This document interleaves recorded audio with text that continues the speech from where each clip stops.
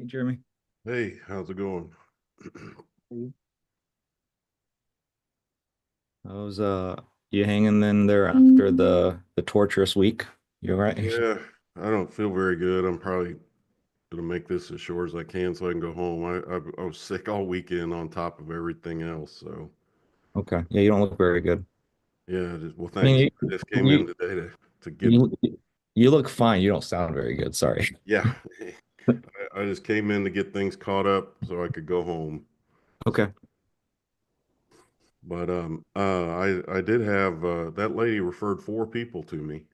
I was surprised. That's insane. Put me in some group. I don't know, Really? some group of estheticians that she's in on Facebook. The first lady ghosted me today, of course.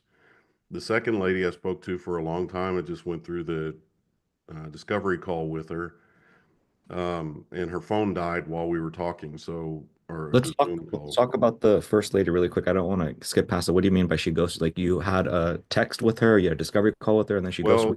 Well, um, she went in and put all my information into this Facebook group, unbeknownst to me. She just asked me, "Hey, is it okay if I refer people to you? And if I do, maybe we work something out." I was like, "Yeah, sure, let go ahead." So then all of a sudden, over the weekend or on Friday, I start seeing all these things pop into my Calendly account. Okay, So so she said she shared like your link or something. yeah, so I never got to speak to these people, but as soon as they started coming in, I sent them emails. Hey, thanks. I look forward to meeting you, stuff like that. First lady today didn't show up. The second lady did, and then we were on Zoom and her phone died, but she emailed me as soon as it did, and uh, she's gonna schedule the sales call with me, and I advised her strongly to have her husband on the phone because she was talking about how important he is in helping her make decisions and all this. So, But and we grew up in the same, like she lives in the town I used to live in. So there were a lot of common connections there, which was great. And then I have two more that she referred to me. So trying to kind of nurture them along now. And then a guy I spoke to, I think he's in Seattle. He's a Russian dude. Um, he and I spoke before Christmas and told me he was building out a med spa for his fiance, and just and told me to stay in touch with him, that he wasn't ready. So just once a month I just send him a text, hey, how's it going, just seeing if you're ready. Well, he texted me over the weekend and said, I'm ready, let's talk. So anyway, now I've got five, well, I've done two of them, but just had five meetings booked all of a sudden out of nowhere with no texting, no ads, no nothing going on. So that made me feel pretty good. um, the lady in South Carolina, I gotta have she and I are gonna have the re-signing conversation this week. before we continue, I just want to make sure we really nail these referrals because those are layups. So Yeah. walk me through how this even initiated, right? Did you reach out to her and say, hey, you're getting such great results. If you want to send some people over, or did she initiate say, hey, look, She I'm getting such great initiated. Yeah. results. What would it be like if I referred you to some people? You say, cool. And then from there, she posts inside of a Facebook group. Do you have access to that Facebook group by any chance? No, I don't even know what it is. Why don't you I could get My that. my suggestion to you is why don't you go in there? So this is insane. Step one, go in, share that link with me and Mason. Step two, because here's how I've got my clients. I've got my clients the exact same way. I've gotten people from that exact method. Um, Aaron Sawyers, for example, he's the initial guy. He's the guy who you're modeling after. So he actually went inside of a Facebook group and he said, "Hey guys, I'm getting fantastic results. Da da da. I learned from this guy Koshik." And then from there, I had a few people that became clients of ours specifically from that. Now, for me, what I had to do that was a little bit different than you is I went on Instagram, made some offers, some stories. Those people responded to that. And then when I asked them, I was like, okay, how did you hear about me? They said, oh, Aaron Sawyer's inside this Facebook group. So again, this is a very powerful way to get clients. And I want to make sure we double down on it. So first of all, we have to learn, is this a random group or not? Is this a group that she's like associated with? Like she's part of like, the NCA or whatever, and she's like one of the med spas in there. If it is not, here's the brilliant thing. If it is not, I mean, even if it is, even if it's not, you got somebody that you can literally mechanize this. And so what I mean by that is now you go on there, you say, hey, look, this all went great. Here, look, I'd like to cut you a different offer. And you make it even sweeter for her. Instead of like a discount, I don't know what we have to do. We have to work for free. I don't know what it is, but if we can get her to post in like freaking 10 groups for you, Jeremy, now we're really cooking.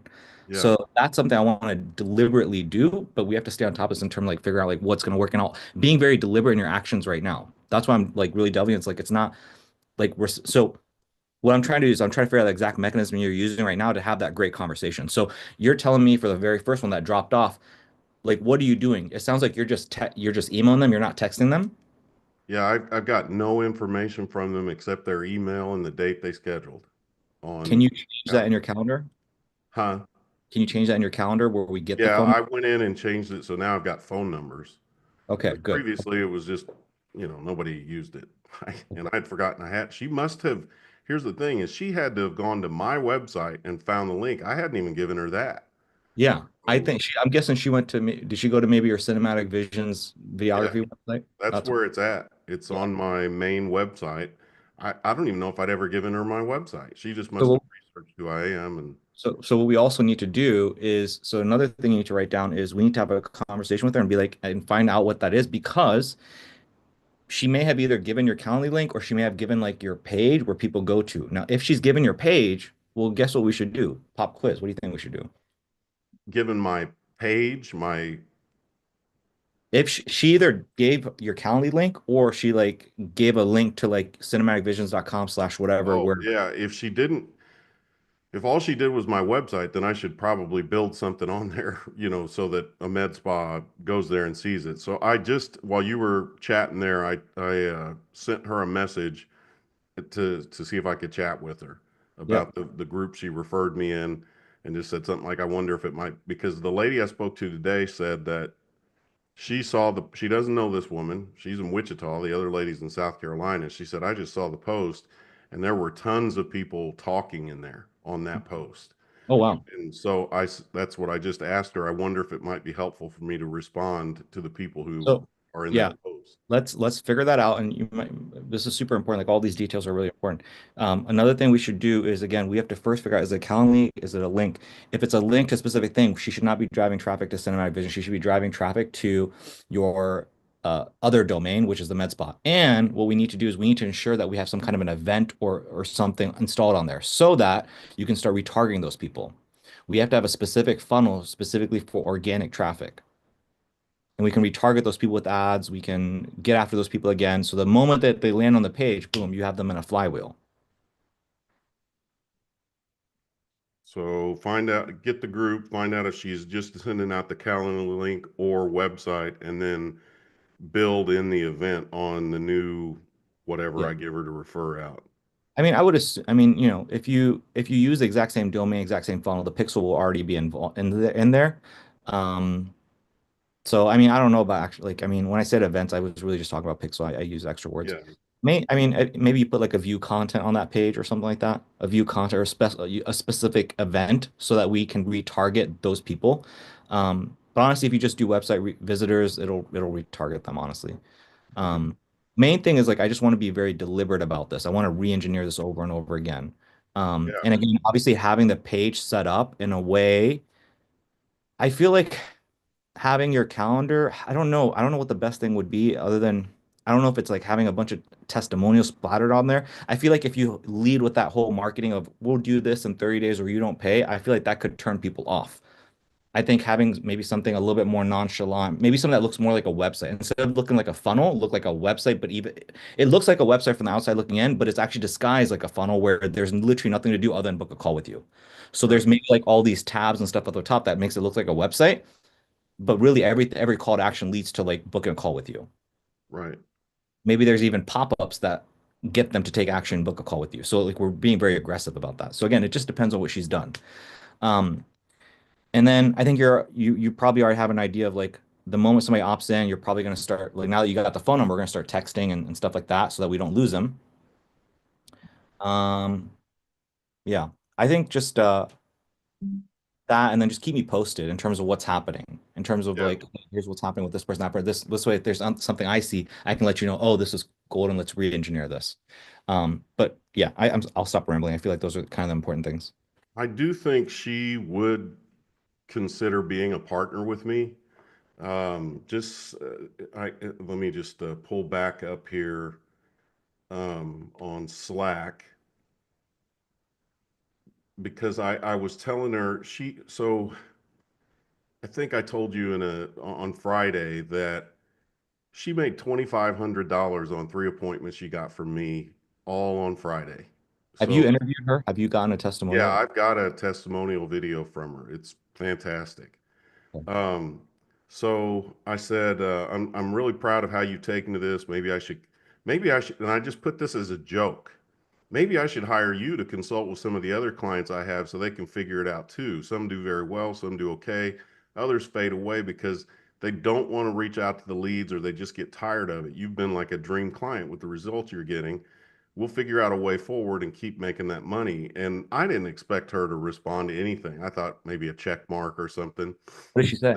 She said, I've been doing this a long time and knew that I needed that. All I knew was I needed people in front of me and I could take it from there. I love teaching and training, blah, blah, blah, blah, blah. She Oh, said, we could totally do a thing like that. I could fly to the places and spend a day with them and oh get their wow. mindsets right. Oh wow.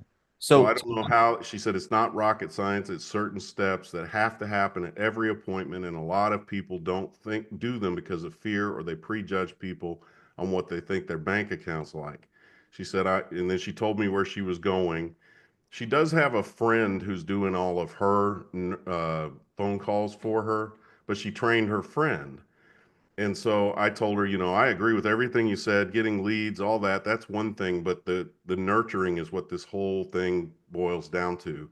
And if everybody would do it the way you were doing it, I think it would be, so I said, let me think on that. So I gotta, how much is she making right now, like in terms of like net take home? I don't know. I've never gotten that. I just How know she and I have or worked together for 1 month and she is already booked into next month and told me that her total income that I have brought for her in the this reason 1 month has I'm been around 8,500. The reason I'm asking is depending on how much somebody's making, you can inspire them to take certain actions. If they're making too much, it's hard to get somebody to take action. Somebody's not making enough, it's hard to inspire. So they have to make the right amount for you to be able to like bait them into taking the action you need to take. And that's why I'm asking you about how much money she's making. Um, so a few things. One, I would screenshot what you sent her. And the reason for that is that might be something that initiates a certain kind of response. We can maybe send that over to the next client, see if they evokes the same thing or might want to slightly tweak it. The tip I'm giving you and everybody else right now, whenever I send something to somebody and I have like a certain kind of action, I screenshot, I'm like, oh, there's some magic to like what I said. It's an accident. And then I re-engineer, I do it over and over again to get the same response. So that's what I'm kind of getting at, Jeremy. Um, the second thing is in case you don't know this, you probably don't know this, a lot of times when it comes to these agencies, usually like you're familiar with Joel Kaplan, right? Mhm. Joel Kaplan, what he did is he had his agency and he had a chiropractor who was great. And what he did is he made the chiropractor part of his company. And so the chiropractor was kind of like a coach for all these other chiropractors. So she's kind of like becoming maybe that role for you. Well, that's what So I was wondering if I could turn her into Mason. potentially, Your guys is, I thought, could I come up with a package where I offer my normal thing and then say, here's another thing I'd like to offer you, especially like this lady I spoke to today told me she has nobody there to nurture calls and she doesn't like, she said, I'm good at sales when people are open to it, but I shy away from it if I don't pick up on it. So I was thinking with her, like, what if I was able to say, look, here's my price, but for an extra couple $1,000s, I'll send Christine to you and she'll train you. You all it's in the $2,000 pays her plane ticket, food, what I don't know what the price would be, right? And Christine would probably still have to decide what she would want to make out of that. But I just thought, man, what if I could like actually, if I had an agency where I was actually sending someone or just doing Zoom calls with them. it would be probably Zoom calls. It probably wouldn't be in Yeah. person. Where she just sets up like, look, here's the deal. You're going to pay this much money to me, but for this extra money, I'm going to have Christine meet with you for 1 hour every day for the first week Yeah. and just Yeah. walk you through stuff. Um, I would so say. I would say definitely she could be. I would just, we want to be cautious and cognizant of what role she's going to play for you right now. As of right now, the thing I would, if I were in your shoes, I would focus on is the Facebook groups because that drives revenue versus what you're talking about does not drive revenue, that prevents churn. Those Right. are two different things. And right now, the most highest leverage thing, the most important thing for you is driving revenue. So if you can get her to drive revenue first and foremost, she's actually way more valuable than this whole teaching thing. That I would say is like a secondary thing. So I would start off with that, if I were in your shoes. But yeah, I mean, I think if I were you, I would try to, I would not, I wouldn't necessarily lead with like partner or employer or anything like that. I wouldn't lead with that because it's just too early. It's like kind of like you date a girl and you're like, I'm gonna wife you up. It doesn't make a whole lot of sense versus like, hey, you know what? You did good here. Let me invite you back here. And you know what? I think you did a good job. I'll let you meet my parents. You kind of make her work for it a little bit. And so that's kind of the idea here.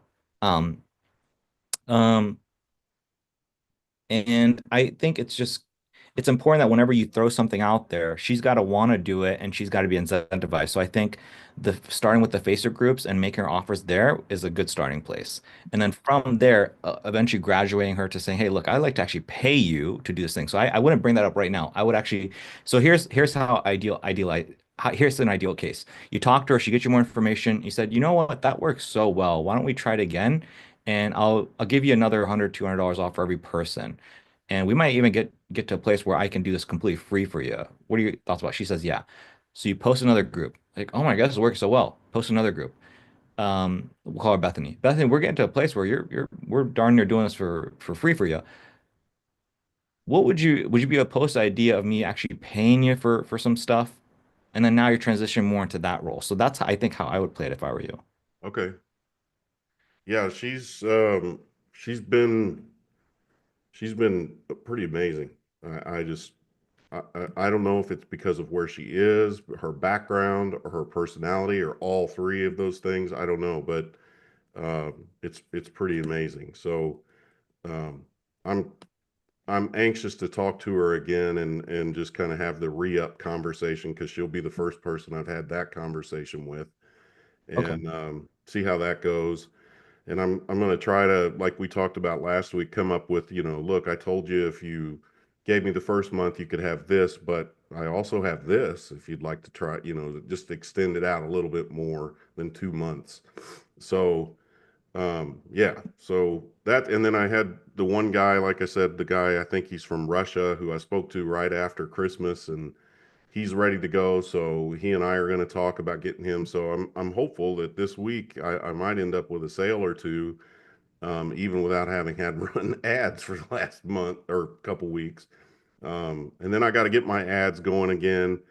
And then on re-signing people and setting expectations, I know I've taken notes from when we talked previously about, making sure that some of these things I'm kind of getting run over on, that is it okay in the re-onboarding call to say something like, look, the first 3 months, I kind of let you do X, Y, Z, with phrasing it the right way, but basically saying, I let you walk all over me. Now that's got to stop. We're 3 months in, you know what you're doing. You can't call me to complain about something that, or want me to tie your shoe for you anymore. I can't. I want to reset expectations, I think, in some of these people's cases. So have you done that? And if so, how did you do it? Um, can you give me a specific person, a specific example? Well, Alpita would be the first person I talked to you about, just about like just getting walked on. Now, I've learned a lot from her, and I've kind of taken that getting walked on because I was learning a lot. But I don't want to get, like, I know you live stream this, so I don't want to get into specific of the details. Maybe it's something we could do offline, but like I have one patient client today who called me just to commiserate on some things. It has nothing to do with what I do. It took 30, 40 minutes of my time. It was like, that's not even that has nothing to do with me. You're just having a bad day, it sounds like, and And I appreciate that. I do. I love people. I love to help people. I love to talk to people, and I love it that this person feels comfortable enough with me to go, I'm having a bad day. Let me talk to my friend. Yeah. But on the other hand, I got work to do. Yeah. So, there's just So there's you yeah, gotta do it. I think the way I do is very different. So the best time to do it, as you probably know, is before you start working with somebody. It's going to be the initial onboarding. Once you get past initial onboarding, it becomes very hard to do it. It's not impossible, but very, very hard to do it. And the way I do it, it might not work for you, but I send those 3 month recap videos. And in those 3 month recap videos, I say I go over strength, weakness, concerns. So for you, your initial 3 months, I told you you might not remember this, but I kind of had one of those with you where I'm like, hey, look, we talk a lot about X, Y, Z, but that's not really moving the needle. And so when you and I speak, the conversation needs to be A, B, C. And that's what's going to actually help you the most.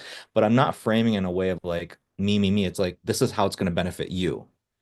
Does right, that make sense? So it's like, for example, as you just explained to me what you did, it's like, hey, look, I appreciate that you're doing this. I appreciate you feel comfortable, but at the end of the day, that doesn't really help allow me to move the needle for you. And I need to be energized. There's a certain amount of energy I wake up with every day. And if you're going to use me as a resource to deplete that energy, I can't apply that energy to things that are going to actually drive revenue for you. that's good. Yeah, and then yeah, so I'm just gonna try to I But here's what I will say. So one thing that's really important to understand is that it depends on how you do it and when you do it. I think if I were you, I would get the sign on first. I would get the commitment to pay and then do another onboarding and then go over this first of all. The second thing I understand is whenever you do stuff like this, it's I've heard Hormozy talk about this before as well, which is like if you get somebody to sign up, um, you really can't take things away from people, is what I'm saying. If you take things people away and give if for the same dollar amount and they get less value, they feel even the perception, not even actual, but like perception of less value, that usually leaves a bad taste in somebody's mouth. So you got to make sure that they don't feel that way. You got to make sure it's positioned in a way where they're getting just as much, if not more. It's like, hey, I'm Bro, giving instead of giving you an hour of my time, I'm going to give you 10 minutes, but here's how to talk to me so that I give you way more value in that 10 minutes that we can drive 3 hours of work, something like that. right. Um, the and this might be something I need to show you again without sharing it on a live stream because I don't want to expose their account. But um, the remember the people in Florida where nothing was happening. Just no matter what we did, no matter how I ran the account, nothing was happening. I went back and duplicated the campaign. Now, here's what's kind of a shame about their campaign that was real successful from 2022. It had been deleted. So you remember you were telling me, hey, go in and just turn it back on, then duplicate it. Well, it had been deleted. Hmm. So there was no way for me to turn it back on. It wouldn't let me. But I just went ahead and copied and pasted it and redid it. And that thing in the first 3 days had, or first 2 days had 18 leads. The big thing I think I told you was that they had the radius set to a little bit further. And I think some of the things, the way it was set up, just aren't available anymore because the campaign itself, for instance, when I went in, so when you get to the ad creation part and you say I want to build an ad and it says, do you want to use a single video or image or do you want to do a carousel? And most of the time, most of us are probably just using single image or video. Well, this in place of that had three or four sections: Facebook Reels, Facebook feed, Instagram feed. I mean, it was as opposed to just letting you put one piece of media and then distributing it to all those placements. It was I could put a different piece of media with each placement, which I had never seen before. So I don't know if that's something that's just was available in 2022, and when I duplicated that, maybe still the remnants of it allow for that to continue happening. Maybe it's kind of quote unquote grandfathered in, but I'd never seen that. And so that's something that I wondered if, because then I was able to recreate the creative in the proper perspectives or ratios or aspect ratios and put it in there the right way, and it's working well. Those are the only two differences from what I've been doing was the radius was increased and this thing gave you the opportunity to do. I saw the same thing with Cam. We tried the same technique with Cam. And for him, what it was I think the location was slightly different and then the age range was different. I think it was for you, it might be the radius, the location. Okay. It's So have possible. you, has any, Mason, or you, have you ever seen that where you can put it in where it lines itself up differently, where you can put the media in for the specific placement? I've never seen that. Mason, we can't hear you. I run a lot of my ads on Instagram Reels, but sometimes I'll choose like the Facebook feed to run ads to. And when I do that, I mean I use basically the same ad just cropped a little bit differently, but you can do that right now. So in 2025, you can do the same thing where you can just upload a different creative in a different slot. It's not something that I've done before, but I know it's doable. Let me just, I mean, hopefully this isn't something that I've shared this stuff with you before, but let me just share with you what, because I know when I'm doing an ad for myself, it'll say, you put in I usually do 1080 by 1080, and Mhm. it'll brings you to the page where it says, hey, do you want this in original or 16 by 9 or 9 by 16? I've just never seen this before. So let me show you this real quick.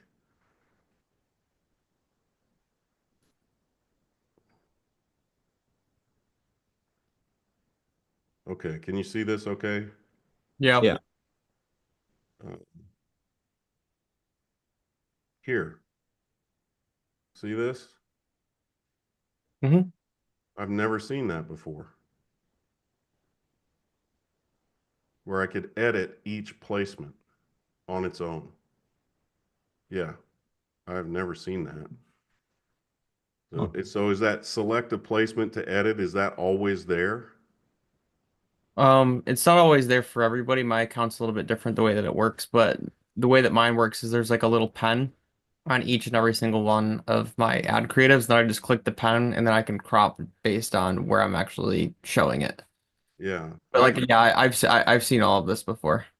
I've never seen that before in any. Feel like if I go even to my own, um, unless I just overlooked it, but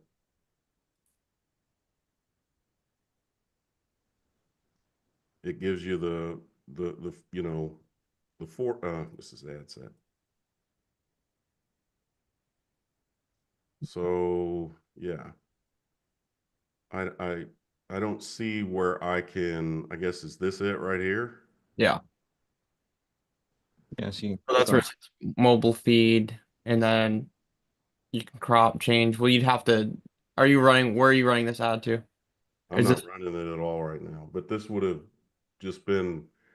I think I just was running it between Facebook and Instagram. I didn't do like Marketplace and all those weird things. right? But what I'm asking is it just going to the feed? Well, it is this one, yeah, Yeah. feeds, So it's going to stories if and you reels. click, if you click this one, and essentially you can upload the creative. So if you upload a new creative into Facebook, you can go ahead. So yeah. So if you upload this and put 9 by 16 instead of cropping it here and cropping it here, Hmm. so yeah, entire space will be filled out. it's just a different Same UI, but thing, it does just the a same. different layout. Yeah, So exactly. it's not, so that couldn't be what was, so basically, like I said, the only thing that I saw that was different between what this previous archaic, ad campaign that they had done, the only thing was that I had done Clearwater, Florida with 15 miles. They did Clearwater, Florida with 30 miles. There it is. That's a huge difference. That makes it, like one of the big things I tell people is if they want to like shake things up with Facebook, it's like literally just hover around like 3 mile radius. Like literally just take it from here and like move it here and then here and then just that in itself like will bring leads in and jumpstart things. So the Okay. fact that 30 mile, that is huge. That's a big difference. That Yeah, and maybe that's the what I clear, don't, when I first met with them and talked, they were like, we don't want leads from that far away because yeah, they never come here. yeah. So like I said, I was just so desperate and starting to sense frustration in them that I'm like, you know what? I'm just going to duplicate what they did, that they keep talking about it, keep talking about it. So I'm just going to duplicate it. and let's see what happens. And if they're like, yeah, we're getting all these leads, but none of them are any good, I'll just explain to them the reason is because we doubled your radius. That's what you were doing in the past, or that's whoever was running the, because it was some other media company that she's constantly comparing me to. So, uh, anyway, that's I all I mean, had for today, fellers. yeah, I would say the big thing with that one is just that's kind of one of my go-to tricks. And moving forward, probably one of yours as well. Always look in the count if they've got another agency and see what kind of results. And oftentimes just taking that thing, turn it back on, copying it, duplicating it, taking it, making your own rendition of it where you make a slight tweak to it. Sometimes that's all it takes. Okay. I think I joked about that with once with me and Mason. Like Mason had a client, he had like a tick client for like we had this client for Mason's cracking up. We had this client for like 6 months. Mason did nothing but turn on the old stuff and he would just like refresh it and he had like 6 months of payments or something. So have Nice. but anyways, anything else, Jeremy? I know we went over a lot of stuff. No, I mean, I was excited about the Facebook group stuff, but that's as animated as I've ever seen you. You got really excited there. So I took notes while you were talking about it. So now you kind of got me excited about it. Hope I sent her a message asking if she'd send me the group. So hopefully I'll get some more information and then maybe we can cultivate new ground there.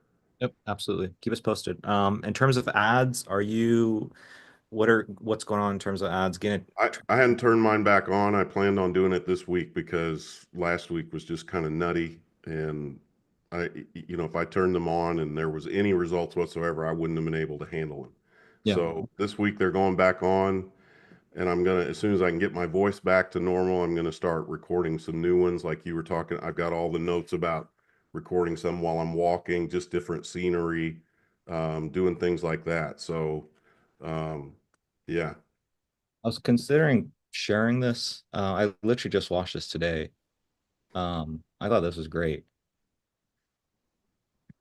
So here I don't, I know, there's some people in here that have newer, more and less experience with ads. I thought this was really cool because I've heard a lot of ways of scaling ads through like e-com that, but I had never heard this structure before.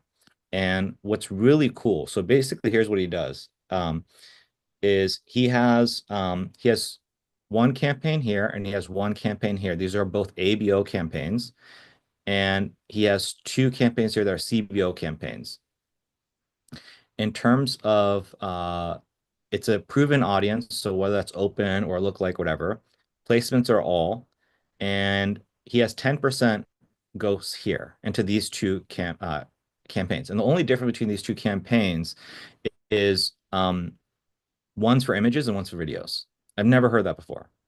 And what he does is again, he has ad sets and he just basically has dynamic creatives. So every Tuesday, and again, I thought he was, I saw, I've always thought people like that are exaggerating when they do this, but like he can't like lie about this. And what I came to find is like literally every Tuesday, this guy gets together. This is kind of what we were talking about, Jeremy. He will commit every Tuesday to, and again, he talks about the different hooks and stuff like that, but he commits to creating a bunch of ads.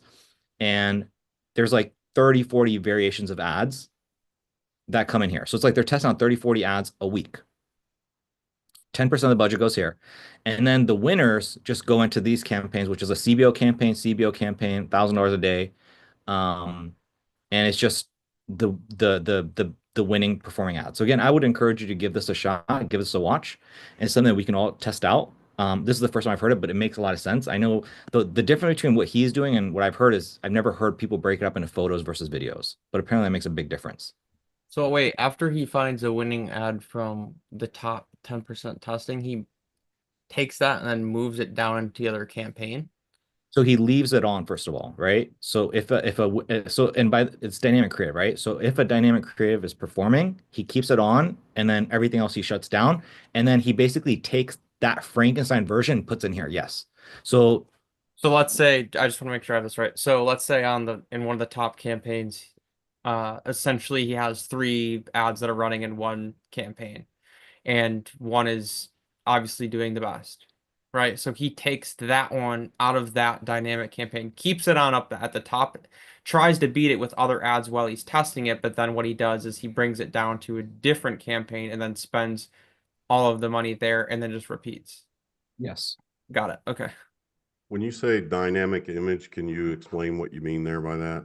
So dynamic ad set is basically an ad set where instead of running one ad to it, you're allowed to essentially throw like three different creatives. So for example, let's say you're spending $10 a day and you're running a that type of campaign, then each of the like the $10 gets distributed through each of the ads, if that makes sense. So generally like the way that we're doing it right now is we have like one ad set and one ad creative. Basically, what a creative campaign is, there's three, four, five different ads inside of one ad set.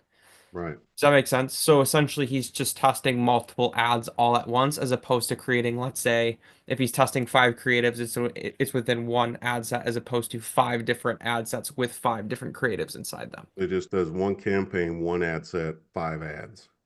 Well, Correct. what I'm looking at is I heard so Coach Geek say dynamic image. I thought that meant something different.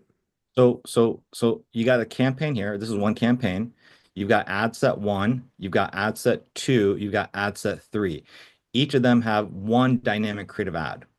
Dynamic creative, one of What them. does dynamic creative mean? And That's so what. dynamic creative, what that means is each of these dots here represents a different image. Each of these represents a different copy. Each of these represent a different headline.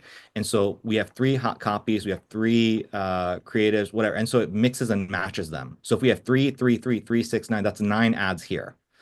And so we have one dynamic creative ad. So it's just one ad, but it's nine different variations of it. And so Facebook will figure out the best option out of those. And it'll do it here, here, and then here.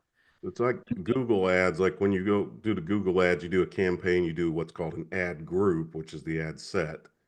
And then Yep. in the ad, they don't, the only way you can really do it anymore is you have to put in 15 headlines, four descriptions, another four, five descriptions, site links, all this stuff. And then it starts Frankensteining all the stuff you've put in it to create what it considers the best. But I don't know how to do what you just talked about, the dynamic creative. I know how to do a campaign ad set and put And then multiple ads, but I don't know how to make one ad have several variants.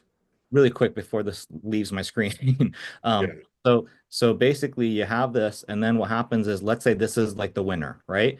He'll then take this and then he'll put into this campaign, which he's got like $1,000 of ad spend per day. Right? So this one is only 10% of his budget. This is like 90% of his budget. And so he does this every week. Every week he'll test stuff out in this campaign. He Yeah. has one campaign for image, one for videos. And this is kind of what I was getting across to you. I was suggesting this is what I was trying to work us to doing. I didn't necessarily have the structure that he has, but that's what I was saying, like, hey, we need to pump out a bunch of creatives, a bunch of copies so that we could do this, and then we could put them in here. So this is kind of what I mean is like creating that cadence, Jeremy. Right. This is the only way to not have things go up and down. And you're not necessarily trying to create the best ad. We just put a bunch of stuff in here and then let the machine do its thing. Right. So I would encourage you just to give this video a watch. I'll just put it here in the value drops for everybody. Um, So maybe for a conversation for another day, unless I can just find a tutorial video, it's like what you were it's just. super simple. It's super simple. Yeah, I don't know how to do. I know how to do campaign ad set, ad one, ad two, ad three, ad four, but I don't know how to make ad one have multiple versions, Really, multiple. Yeah. it's really simple. I mean, yeah, if you do a quick search, but basically at the ad set level, you just select dynamic creative. I don't think you have to select anymore. And at the ad level, you just upload multiple photos, multiple things, and it'll just mix and match it for you. Yeah, I see that all the time in the ad library. How it'll say this ad has four versions. I'm like, how did you do that? Yep. So that's Time, okay. half the time it'll do the variations for you. It'll just like automatically apply the AI written, you Yeah, know, I've seen that. Yeah. stuff. It's sometimes it happens automatically. Okay. All right, guys. Well, I'm gonna hop off of here and let you all have at it. Appreciate it. Sounds good. Gonna Feel go better. take some NyQuil and hit the hay. Feel better. See you Okay, next. talk to you guys later. Thank you. Yep. Bye. Like, um, Righteous, Aiden, Riviera, MJ. Hope you guys are all doing well. Let's see who do we got next. Mr. Righteous. Yo, what's up, Coach? I'm Watch how you doing, man. doing good. Okay, so six at top. We'd like to discuss what the okay, cool. Free to free progress, test new angle. Since I'm using the same time, I feel like okay. So let's start off here with just like the overall progress. Walk us through where you're at right now, overall progress. Yeah, so right now, I'm back to one client, but I did get Okay, another business. You said go ahead. what? Go ahead, go ahead. I got somebody hooked today, so it was like a rough 2 days because I was getting some no's and some hangups, but I was able to get some yeses. Um, But as far as my progress, I'm back to one client trying to get some more business owners back on the hook. Progress with the first client is I guess all right, but until I checked in with him today, he did want to give it another week just to kind of see some results because he was going out and get some estimates, but um, the clients were like I guess they wanted more quotes and then some people didn't know shows on him, but so it's just a numbers thing with them. But that's kind of where I'm at How many clients with did you have? How many clients did you have before? So last week when we spoke, you had Jose, and then who else did you have? Jim. Jim. And then so who did you have first, Jim or Jose? I had Jim first, but they kind of launched at the same time. Jim was Uh, the one that was sick, and then he had to get back. And then Jose is who you closed. So who do you have right now? You have Jose? Jose. Yep. What happened to Jim? So he was pretty much just saying none of the leads were picking up. And then his card had failed again. But he didn't say anything as far as like, I don't want to continue. The only thing that he mentioned was, leads weren't picking up. And he said he wasn't able to get a hold of anybody. Okay. And so I reached out to him, sent him a quick voice note. And then like from there, I just haven't really heard back from him yet because he's like kind of iffy. Like it'll be a couple days and then he'll reach back out to me. So like I don't know if Was he could, huh? was he like this when you initially met him, or did he like become like this? I feel like over time he became like that because during the trial he was more responsive. Like if I called him and he didn't answer, he'd call me back or shoot me a text and give me a time to call him. And then it's like after the close, and then I feel like after I close, and then pretty much from there on, and like he had got sick or whatever, the communication has just been a little shaky. So then did you onboard Jim or did you not on? Because I know we're like changing process. Like, did you do an onboarding with him or you didn't do an onboarding with him? Yeah, I did. Okay. And then that expectations of like the number of leads and percentage of people showing up and all that stuff. Did you do that with Jim or did you do that with Jose or both? I did it with both. Okay, so both of those people, you did the whole thing of like, hey, look, here's the number of leads that are going to come up. Here's the number they're going to pick up. Here's the number they're not. Um, you did that with both of them. Okay. Yeah. Okay. So what do you think happened? If you had to guess, what do you think's going on? Um, I really feel like with Jim, uh, onboarding for real, just drilling it more and not being, just trying to say a line and, kind of move on, just make sure they really understand like what the expectations are and what to expect within week one, two, three, and four.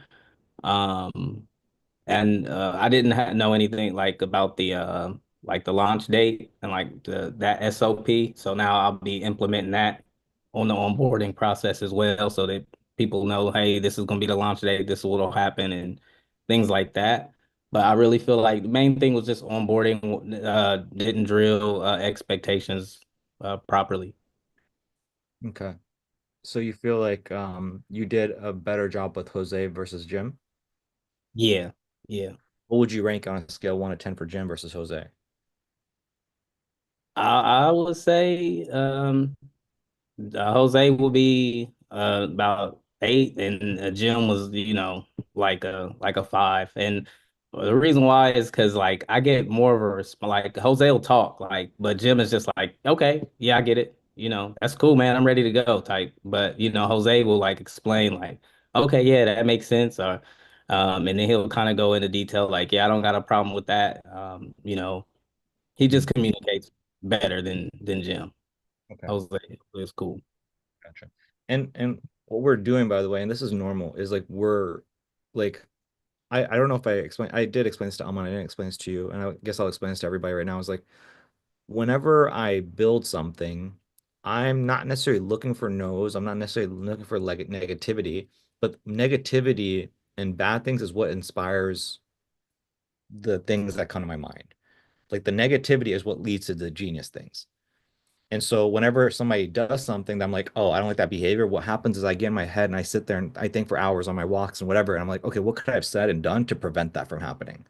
And I'm just Yeah. bolting things on. And that's where the recent SOP came in of like, okay, here's what we do on on the onboarding call, and then here's what we do right before we launch ads. And this is gonna, right? But I'm getting that from you guys. I'm getting that from the feedback from you guys. So this is normal. So I just want you to know, right? Just like this is normal.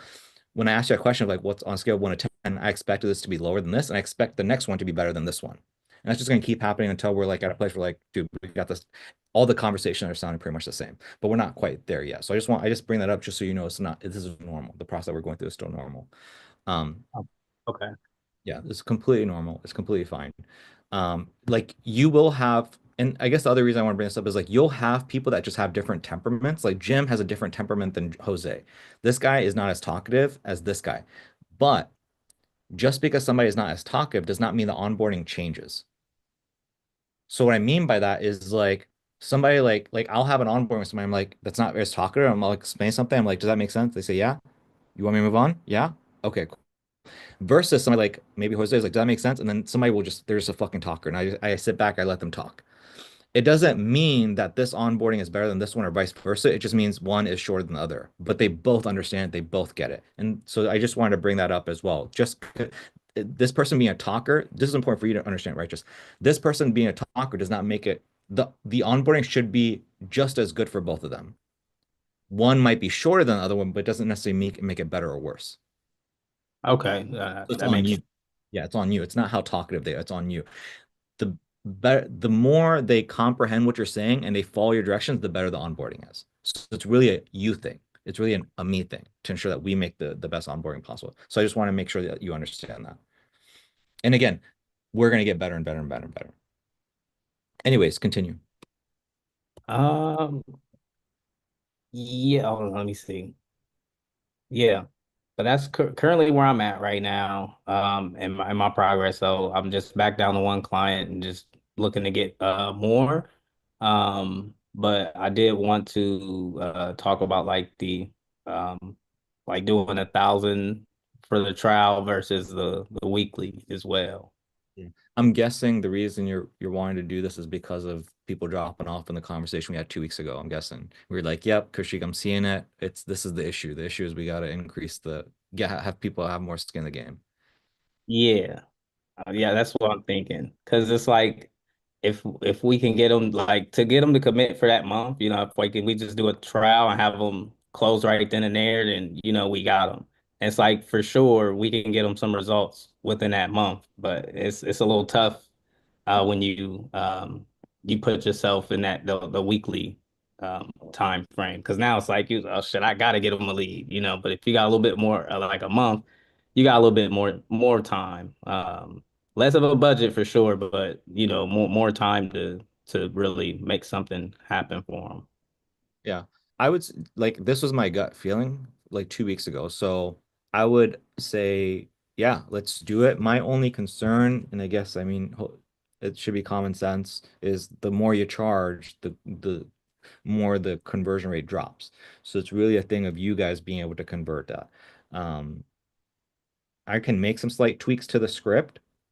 Like for example, it would be, hey John, so I guess I mean it's we would say you're right now you're still probably saying on your hook calls and everything like hey it's $2,000 a month and there but for the first month is $1,000 a month and on top of it's 250 a week. Are you is that what you're still saying or are you saying 2,000 to 1,000? So right now I'm saying it's 2,000 per month, but we baby step a relationship and we take it at 500 a week. That's what I'm saying right now. Okay. So you're basically saying to move from that to the $1,000 a month. So yeah, we would step one is to just like say that on your hook calls and see how they take it. And if they take it well, then now we apply that to the sales call and we just make some slight tweaks to it. I don't like how are you like I would assume when you get to the offer, you're like, hey, so in terms of working together, we've already gone over this on the very first call. You might not fully remember this, but basically it's $2,000 a month. But in your particular case, I like to baby step things, and it's just $1,000 to get started. That's enough for you to have enough skin in the game for you and I both to make sure that we see this month through and get you great results. Something is something like that. Again, I have to sit down and really write the script out. But that's literally what the difference would be. It would be something like that. Yeah, that's what I was thinking it would probably be something similar to the lines of that. Yeah, so let's make the pivot. We'll do that this week. Something me and Aman talked about, and that for you and Riviera and Aiden, everybody here, is one thing is I don't know how you're feeling in terms of like the volume of, because again, I know you're kind of a madman, right? Because you've been like going at it.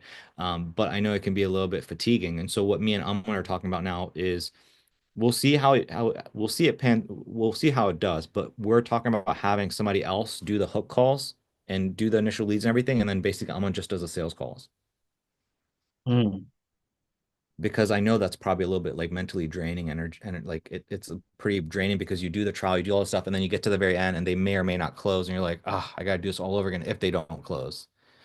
And yeah, then on top of that, if they do close and let's say they churn after like a week, it becomes like it's hard, right? That's something you've had to deal with like three times at this point, two or three times, where you sign them on and then they churn after like a week or 2 weeks. Um, yeah. is this your third one or second one that's done that? Second one. Okay, this is Well, your no, third, because third. this is my fourth close. Yeah. So, People. yep. So yeah, I'm seeing that as a pattern, and so I feel like that can be like it can be a little bit tough. And so I was kind of talking to Aman about this, and that was my experience as well. Like I hated doing these trials, and I got to the very end, and if somebody didn't close, I wanted to pull my hair out. But I could only imagine it would be even tougher because you got people that are churning after like a week's time. So you go through all this journey, and then people churn. So we're gonna start. I guess like I'm just saying, like me and Aman are gonna start working through that. That's something that Aman just made the decision. He's like, hey, this is if I don't either I gotta do this or I run paid ads. But it's like becoming very challenging for him to do the whole cycle. So I just thought I'd bring that up so you guys kind of see from afar what me and Aman are doing. And if you guys like it, we can start transitioning that for you guys as well.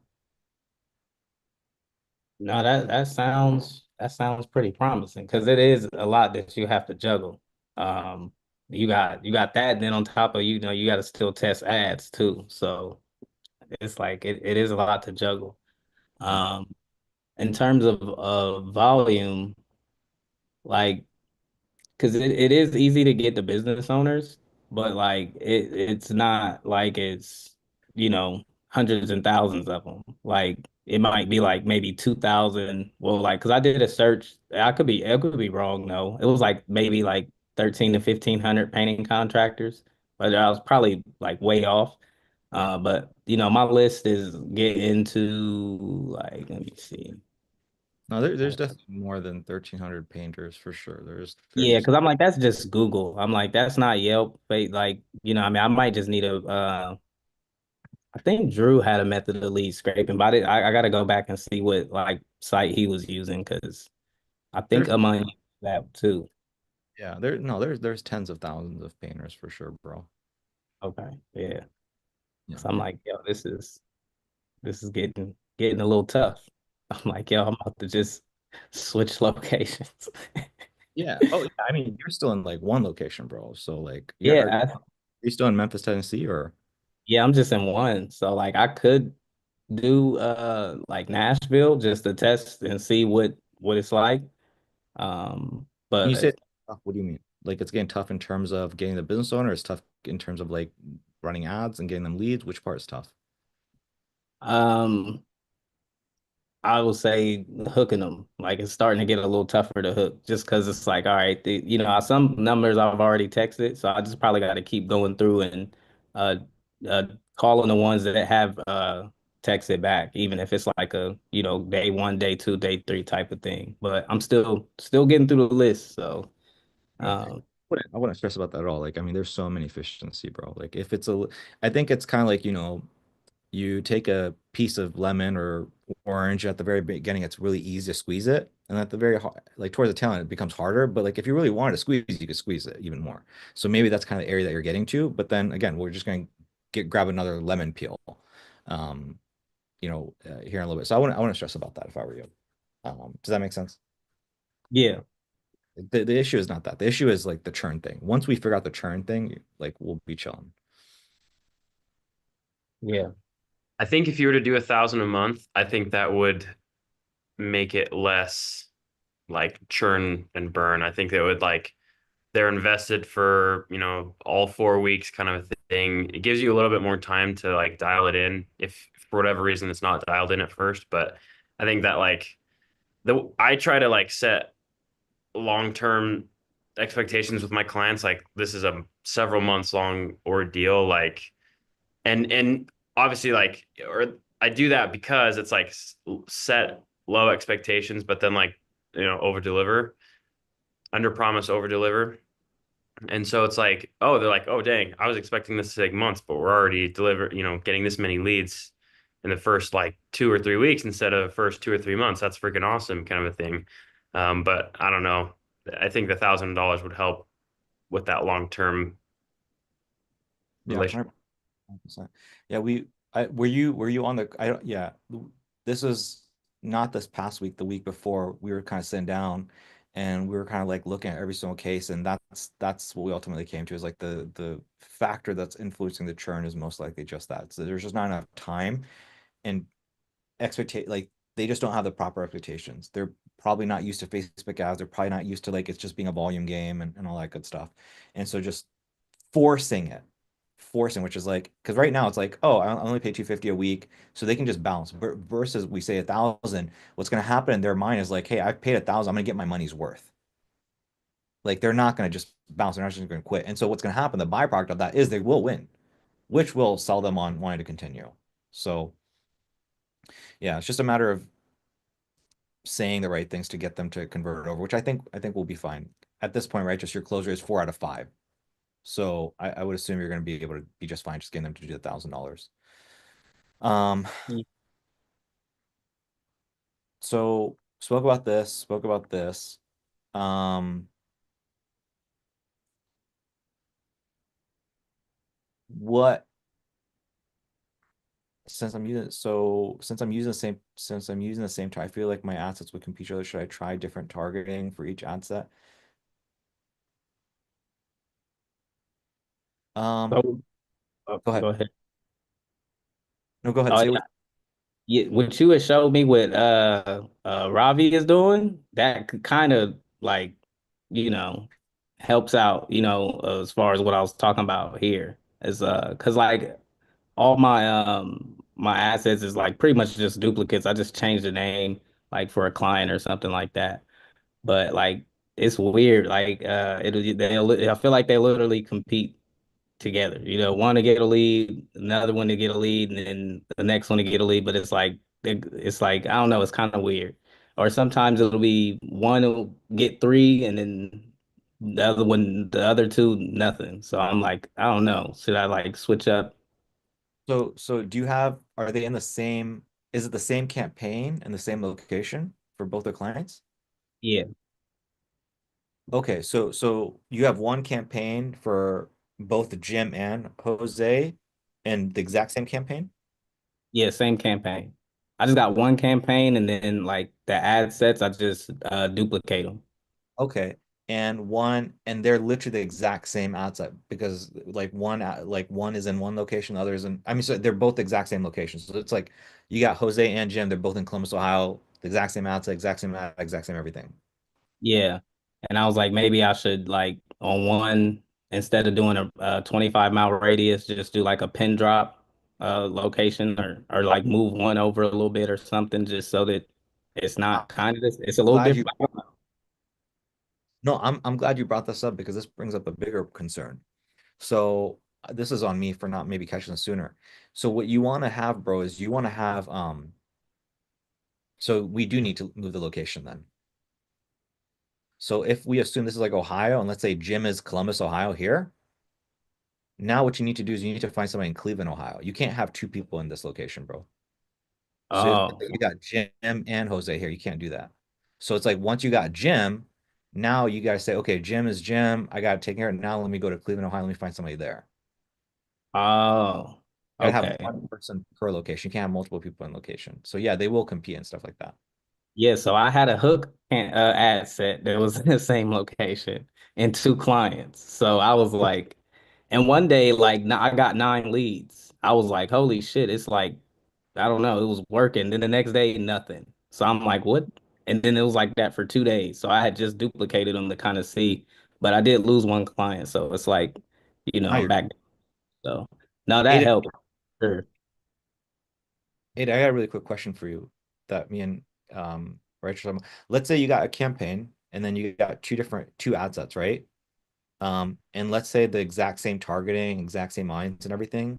Do these like compete with each other, like Facebook is saying? You're asking me? Yeah. In your experience, like if you have, because like back in the day, I used to do this for vertical scaling, right? So I would have a campaign, I would have ad set one, two, three, four, if I just want to scale it up. But now Facebook is like saying like, hey, you can't do that. Do you find this to be true? When I have tried that, usually what I just find is that one ad set will just perform better than the other one. I don't know that it like hurts or helps. I just usually find these days that like one just outperforms the other. Like actually And we did that recently for a client just barely over the weekend and one or this last week and one of the ad sets was doing great and the other one was doing nothing. but do they have the exact same ad in there or are they Yeah, different? same ad, same audience, same everything. What made you make that decision? Like, why did you do that? I'm just out of curiosity. Just like historically, I feel like I've always seen you've talked about this, Koshik, but then like I've heard about this like before, you and I met with like the pocket theory kind of a thing, where basically it's like each ad set could there's a theory out there that like each ad set is gonna hit a different part of an audience. Yeah. Yeah, it's like if we have two ads in here, the exact same, they all look the exact same. It's like we have literally like four pockets of people, and one pocket will maybe out like kill it versus the other one might not kill it. So we kill this one, and then this one does really well, and then this one doesn't. So we kill off three and two, and then we end up with like one ad here, and Because there. And otherwise, every ad set should do the same, or they should hurt each other. Either they would do the same or they would hurt each other, but like that's not exactly what I've seen. so did you like create the two different ad sets? I would assume the reason you did it is to scale. Like you need to spend more money. Is that why you did it? Now, sometimes what I'll do is I'll just like see if I'm like, hey, I know that this ad set can do better. I've seen it do better before. Will it do better if I just duplicate it and give it some more juice? And spend the same amount of ad set budget and Does that yeah, pan out or doesn't pan out usually? it depends. In my memory, looking back, whenever I duplicate an ad set that works, it doesn't it doesn't always take off. Most of the time, I would say it doesn't take off. Um, but like I think in my mind, it's just because it's like disappointing. I know that I have had that happen when I've duplicated it and it has done well, but I don't know, man. Facebook ads If are just so, finicky. if you wanted to scale up, let's say you got a campaign, we got an ad set in there, and then let's say you got a few different ads in here, and let's say you're spending, I don't know, 20 bucks a day, and let's say client says, hey, I need to get this to 50 bucks a day. What would you do? How would you get this to 50 bucks a day? I do. I would, as long as the one ad set is working, then that's all you need. To me, it's like when it's not working, that's when you like need to start looking into either like a different audience or like that's when you would duplicate it. Maybe like do 20 and 20 and see if you can't get another one to work for some reason. Um, I don't know. Does that answer the question well enough? Sorry. No, you're good, dude. Like, I guess what I'm asking is like, okay, you got one campaign, you got one ad set, you got three ads, and let's say this is working just fine. It's delivering results. And then client says, hey, look, Aiden, you're spending 20 bucks. I need you to spend 50 bucks. So you have no choice but to spend 50 bucks. They need you to spend 50 bucks. They need more budget spent. So my question to you is how, like, what tweak would you make to be able to get this to spend 50 bucks? Would you have like another ad set that is spending 30 bucks, or would you increase the budget on this ad set? That's kind of what I'm getting at. I would increase the budget on the ad set. Okay. And how does that typically work out better than like if you were to duplicate the ad set? Yeah, that's what I see. Yeah. So I started to do that where I don't duplicate ad sets anymore. I just increase the budget. how does that perform for you? Where I would assume it works pretty well, Mason. Like costs are pretty consistent. Yeah, I mean it's pretty consistent, but again, like I am a little bit skeptical, not gonna lie. So like let's say I have an ad set that's performing really, really well at $20 per day. I'll like excuse me. If I want to up the ad spend on it to like let's say 40 bucks, it will take me like 2 to 3 weeks to do that because I'm just upping the budget $5 like in increments as I go. Yes, and that's the other thing too, is like you definitely should increase it in increments. That's like SOP kind of thing. Aiden, and Mason, do you guys do CBO campaigns or ABO campaigns? I tried a CBO campaign the other day. So like we had ads, and I still need to show you guys these ads that we did with the basement finishing company. We did an AI UGC ad, and it was just killing it. And then after several days, it started to slow down. So what I did is there were two ad sets that were doing well with like two or three specific ads that were just absolutely killing it. Then it slowed down. Well, I just took the whole budget, and then I did the CBO, and then it started doing really well again. And so I'll kind of like what I will see with both of them is they will both ebb and flow, but then like if when they stop flowing and it ebbs, then you just pivot and then it'll start to work again. I don't know. I kind of mess around with it sometimes. And this last time that I did it, I saw CBO work well, but also other times where CBO doesn't. So I kind of like will flip flop. Yeah. That's kind of what I'm just like seeing. It's like, and I'm seeing it work better, but ABO to like test and then CBO to scale. But that's like higher budgets. Like, you're talking about like $100 a day or something like Yeah, that. and that's the other thing. I was like, this account was spending $250 a day kind of thing. And so, yeah. So for that, it's like maybe CBO is worth testing versus like another brick and mortar business that's like spending like $30 a day. There's no need for CBO. So, right, just does that make sense? So again, when you do a campaign and you have an ad set and you have another ad set and you have the exact same ad in them, what Aiden's saying and what I'm telling you and Mason's saying is that, yeah, these are not going to get the same results. You're typically going to have one that gets great results and then the other one's going to shit, like the other one's not going to work as well, or both of them are going to just like shit the bed. I've seen that happen. It's like I have one camp ad set and it's working really well. I bring another one in and then they both shit the bed. So that's been my experience as well. But more importantly for you, what you need to be doing is you need to just go to another location. So, and so the idea is that this is all of Ohio, you got Columbus already taken care of. Okay, now let's move to Cleveland and then move here and then move here and then move here and then move here. And then eventually, once Ohio is completely taken, bro, now what we're going to do is now we're going to go to Michigan and do the same thing. And then we're going to go to Oregon. And that's the idea. So you take it Okay. one state at a time. That's what I was saying. Not Like there's so many fish in the scene. Hopefully this makes more sense now. That's why there's so many fish in the sea. So you're like, yeah, you don't need to be in Columbus, Ohio anymore. So you've been like yeah, I've been squeezed. mining Memphis. No. So yeah, I understand now what you mean in terms of like feeling like, oh, it's getting a little bit hard. Nah, bro, there's a brand new slice of lemon to squeeze here. Yo, sweet. Yeah. Because I'll start testing that $1,000 monthly trial out. I appreciate you, Aiden and Mason, for sharing that. Because when I was changing my budget for my ad spend, I was just doing whatever. Like, all right, let's see if this works. 50, and then I'll take it to 70. If it don't get no leads, okay, duplicate it, drop it back to like 35, and then see what it do. But I would just go from 35, 50, and 70. I wouldn't test anything other than that. So I like that idea better. Just go up $5 and let it run.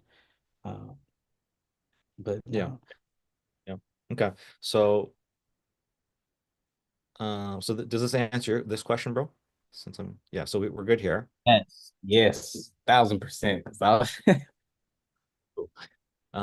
Test a new angle, cost per lead is this what I like to get. So I mean we can talk about this, but like now that you're gonna just go in another location, you might not even have to worry about this anymore. That's clears that up.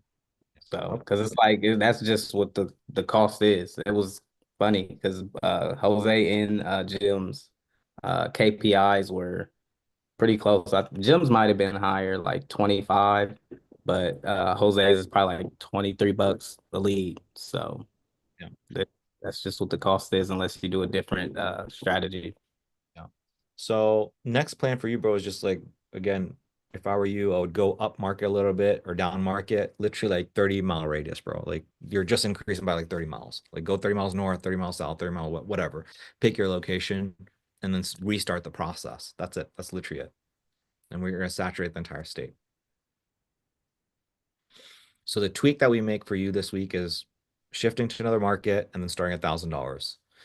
That's kind of the game plan in terms of this week. Okay. So on the hook call, I can kind of go back to how was kind of how Drew was saying it. Like, my sites are going for 2,000 per month. But I'm not gonna charge you that out the gate. I'm gonna take it 50% off and just it'll be $1,000 for the month, right? And then just if that's not scary for them, then just just keep it going. Yeah, it's pretty much the same thing that you said before. It's just, I mean, can you like tell me verbatim what you said before? For like on the pricing part. Yeah, during your hook calls. Yeah, let me pull that up. I mean, I would assume it's here, like you're using this stuff here. Oh shoot, I'm on the wrong stuff. Yeah, I'm using the exact same Okay. same. Okay, great. Now I do want to be transparent and go over pricing with you really quick. This way, if it's within your budget, great. If not, we'll have saved each other a bunch of time. So you're saying all this stuff? Yeah. Perfect. So basically, I don't want to do any type of commission or anything like that. So we keep that the same. So wait, I just do a flat rate of $2,000 a month to keep things simple. That's my fee. But for the first month, it's only five. It's only $1,000. That's it. That's literally the only difference. Okay. Oh, only 1,000. This way, we ease in a thing. Ideally, you pay $1,000, and then we you close the deal before you need to make another payment. And by the time we do get to the end of month two uh, of the month, $2,000 a month is a no-brainer for you. Yeah. So that's literally the only change that we make. We That's it. Is that I doable? appreciate it. Yeah, that cleared everything up for me. I thought I was like, man, I'm gonna have to start scraping Facebook and stuff.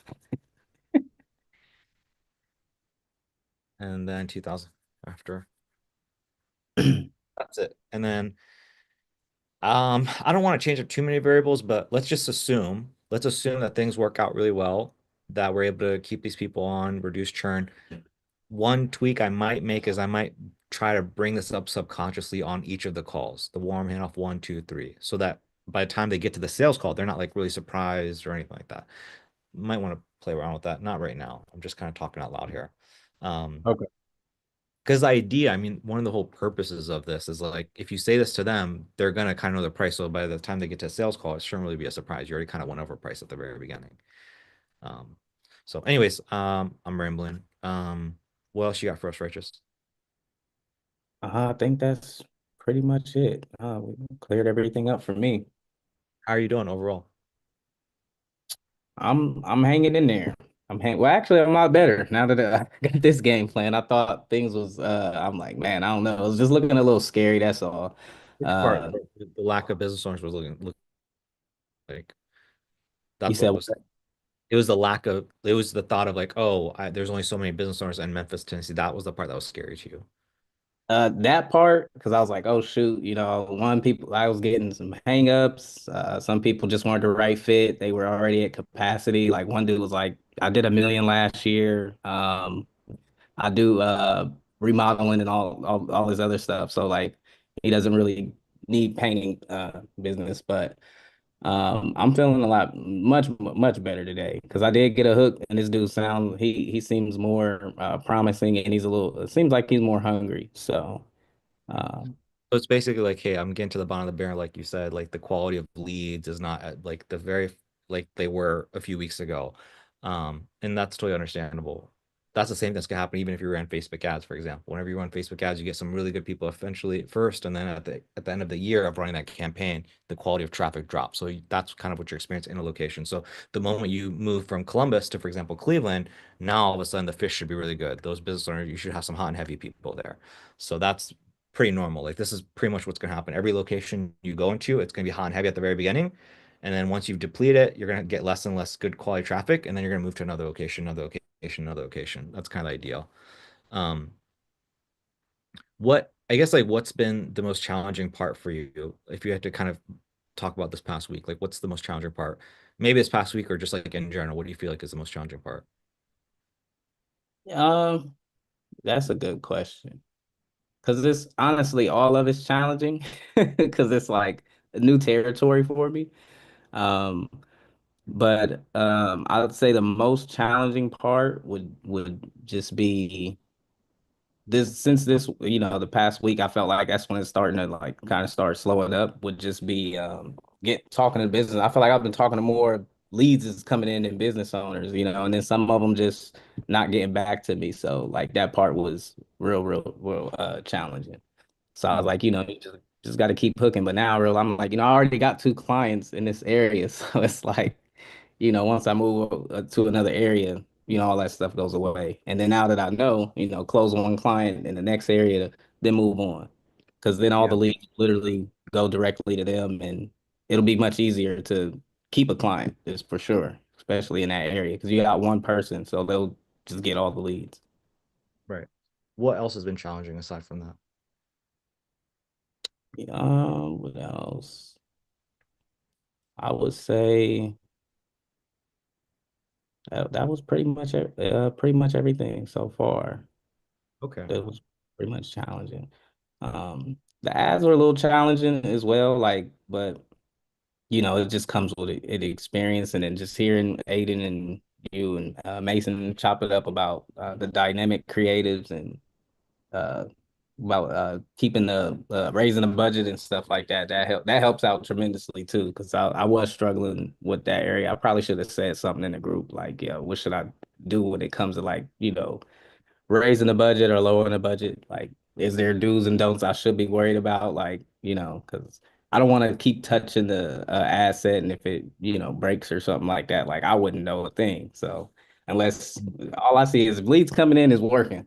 If bleeds ain't coming in, I gotta fix them. So Okay.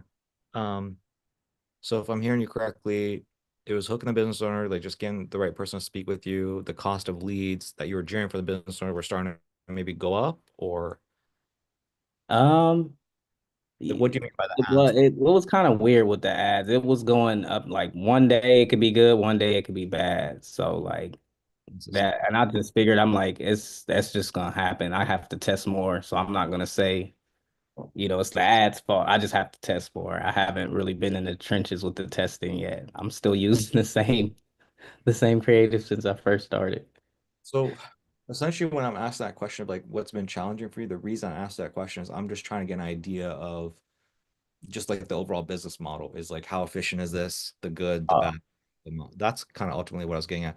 The fact that you mentioned what you mentioned in terms of the location, that's a non-issue because that was just a misunderstanding on your part. So I'm not worried about that. I'm like, oh, that's solved. In terms of the ad costs being inconsistent, that's again part of the process. So I'm not worried about that as well either. Essentially, what I'm just like, the reason I'm asking questions, I'm coming from a place of like, okay, longevity. Like, is something broken in this business model and the strategy where we can't do this long term? Is something, are you burning out? Is something bad happening? That's ultimately what I was getting at.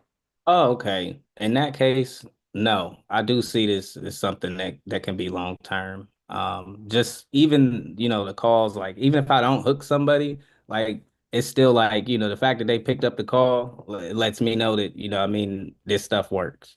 Like, I just, like you said, misunderstanding. Like I should have been in another location. I've been in here for a whole week. I could have been in a whole nother week of hooking business owners. So that probably was part of the reason that kind of made me feel that way. So, but no, I think that this is it's pretty smooth. Um, I think it's definitely something that can be long term for sure. It's that I don't know if I use the right word. It's just like longevity. It's just like uh, you can do things that are consistent. That it's not. You need to be able to whatever business you do, whatever business model you do, you need to be able to do it day in, day out, day in, day out, day in, day out, stay consistent with it, and not feel like you're burning out. That's ultimately what I was getting at. Um, so nothing is broken so far from what I'm hearing. Nothing is broken. You can go in, day out, day in, day out, and that's the most Yeah, important. for sure. You can definitely go day in, day out. Yeah, just don't do what I did and be in one location. It'll get tough. Um, what else? Anything else? Um, no, no, Okay, that's cool. it. Cool. Well, keep us posted, bro, like you've been doing inside of the free to fee. Let us know how the $1,000 goes. Keep us posted on that. Aside from that, I'm not seeing anything else, bro. Um, anything Cool. else? Move on. Nope. No, Cool. that's cool. Cool. All right. In that case, we got you, Mr. Riviera. Manifested coming from haven't got a solid hook, but should be back home after this video shoot with the next hour. Been so to hook them and then go call all the lead in San Diego to answer first. That answered. She was just gonna stick with the door she had.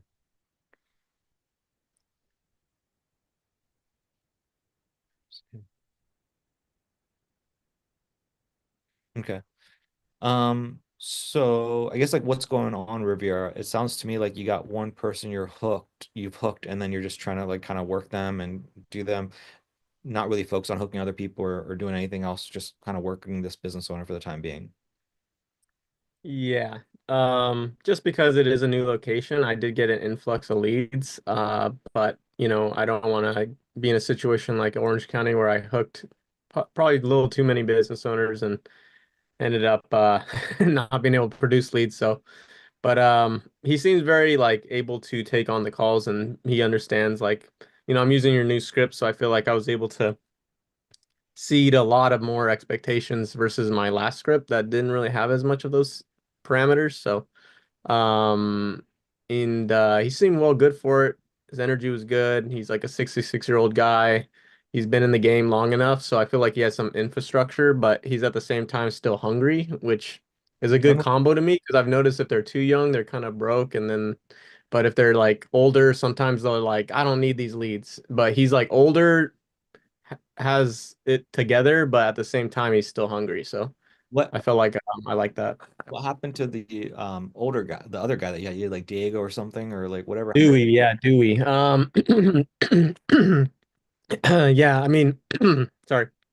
My dude, my ads just crashed in Orange County and I honestly just couldn't think of what the hell was going on. Like, I don't know. It just sucked because I have a client in the Valley that I was basing a lot of my ads off of. Like, I run experimental stuff with him and then whatever works, I just end up taking what works and throwing it into Orange County so that way I don't really have to test a lot of really crappy ads just to kind of save costs. So I mean I tried everything too. I was trying experimental stuff in Orange County that he wasn't really doing either sometimes, but yeah, leads became a big issue, a bottleneck, and I don't even know what it was. I mean, it just I couldn't get leads for this guy, and the times I would get leads, like let's say I get 5 leads in 2 days, then like maybe one answers and is down, but then the business owner doesn't answer, so it's just like it gets a little dicey. He was also having some health issues. I know he got an MRI. He was dealing with a lot of stuff. So it just become Did a little you hard. did you hook in that location? Was it a process of hooking and then trying to run ads? I would assume that's kind of when we were doing that still, where you hooked first and then you try to run ads in that location. Or did you try running ads first to verify location is within KPI and then hook in business owner? Yeah, that. So I ran ads first, see if it's legit. Then I got the first week it was like a good surge, a good I'd say amount or like enough to make me feel confident to start hooking. And I think I hooked, I at least got on the phone with like 3 or 4 of them, and then I hooked like two. And then one kind of just bailed out and kind of ghosted it. And obviously that left Dewey, who was more responsive. And then I kind of like had that thing where it kind of dipped down. Amon kind of showed me like, hey, this is a text you could do to warm him up again. Sent the text off, warmed him up again. He was all good to go, and started handing off a lead. I did do one warm handoff. I think I posted about it, but yeah, I did do one warm handoff with him, and he was just like, oh, those jobs are just like cookie cutter. Home Depot worker could do that, so not really much money in them. So, and then If that's where I was I'm kind of like, you were like, oh, cancer is kind of brewing or whatever, and then I kind of understood, oh, I have to be like, hey, well, I mean, take away from that, just what about the process? And I think I did say something, not along those lines, but I did say something to kind of like a small, like slight reframe, but I don't think it was as strong as yours. But I did do kind of like a reframe to be like, hey, you know, um, but I forgot what I said. I had to go back to the Loom call, but I did do like a slight reframe, but enough to make him at the end sound a little more peppy because I said, hey, we're pretty much just pitchers and you got the bat. We don't have the bat, but we pitch, and we'll pretty much just generate you the next pitch, but it's going to be more along those lines of this kind of conversation, but imagine it leading to, you on their doorstep. So so we just, yeah. if I understand correctly, I just want to make sure I'm understanding correctly the timeline. Hmm. Timeline is run ads on a location based off of your winning ad from your client who's crushing it. Hmm. Okay, this location seems promising. Then you're like, okay, let me start the hook process. You do the hook process, Hmm. speak to their business, and then you go in with Dewey. And then the problem is that the ads shit the bed. So they were working and then they stopped working, and then you've tried revitalizing and it's like, fuck it, it's not working. Let me just move on to another location. That's overall what's happened. Yeah. Yeah. Plus a little bit that also did it. Like I felt like if it was a better hook, I would have done more to try to make it work in that area. But I think I felt like, I didn't do like I did the call like almost with the crappy script. It was super like barely in expectations. I would probably have to reset expectations with this guy at some point. I was thinking too. So it You're also like, felt like it wasn't worth like even if I got the leads, like it might be an issue of like this guy might not understand how this works.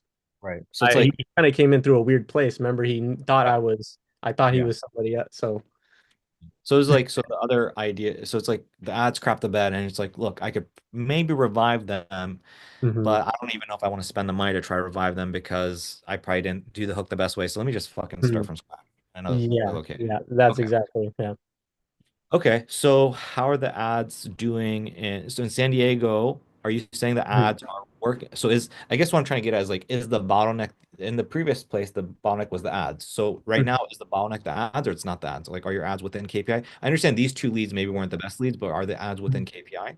Oh yeah, for sure. And I would say out of the 5 leads I got in the last 3 or 4 days since I launched, yeah, I mean, I'd say two when I called them all, I double dialed them all, but I think two just went straight to voicemail, so they're kind of like iffy on if they're even real. But the three for sure, I think are real. Two answered, and then the other one just kept ringing and went to voicemail. So I just have and that's a newer lead, so I have to do my follow-ups.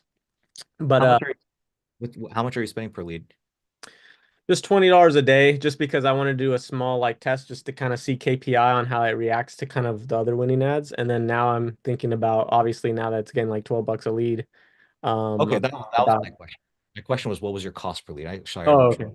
Oh, your cost per lead is $12. So, dude, that's it. Like, so in my experience, and for you and Righteous and Aiden, the hardest part is just like getting leads within KPI. Like everything else is like honestly not that difficult. Hook them business owner, converting them is not that hard.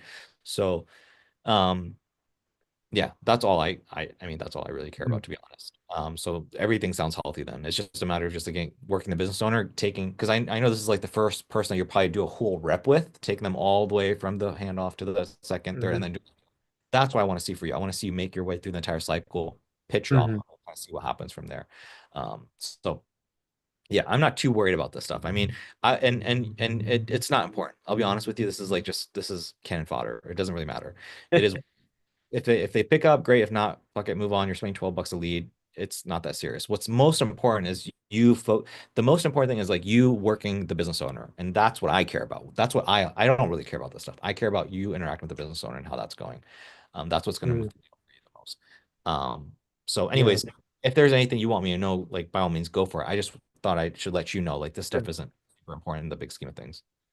Cool. Yeah. And yeah, and knowing your customer or knowing, those hook calls mattered, even though like everything that leading me to this point like helps for sure because like I used to get like a lot of leads will be like, "Oh, do you have a showroom? Do you have a gallery?" So now in my script for the hook call, like I let set expectations like, "Hey, sometimes we get leads that ask for a showroom or a gallery. Like, would you like to still take those on?" He's like, "Oh yeah, I don't have a showroom, but I know how to handle those leads when they ask that. Like I still get asked that in my own business. So it's fine, you can send them." So I'm like, "Okay, cool. I just want to make sure." And sometimes we get So some that are a little bit outside the county. Is that cool? Like, or would you like me to send that to another business owner? He's like, "Oh, send them to me, I'll go far up and down the whatever." So and that's if how I kind were of his you, energy was. So I feel like he's a pretty good hook. He's just pretty chill with it. So how does he? So if I were you, one thing that's important if I were in your shoes is I would learn how they're handling that situation with hmm the show hmm ones that want a showroom. And the reason that's important is because if you have a conversation with a business owner and say, "Hey, look, some of these people want showroom. Do you have a showroom? Do you not? Whatever." And they say like, "No," it's like, "Okay, here's how you handle it." So you might need to educate. yeah. Mm-hmm. Because right now, what you're doing is you're maybe like writing somebody off. Like if they say they don't know how to handle it, then you probably write them off. And I wouldn't recommend doing that. I would just recommend educating those hmm people.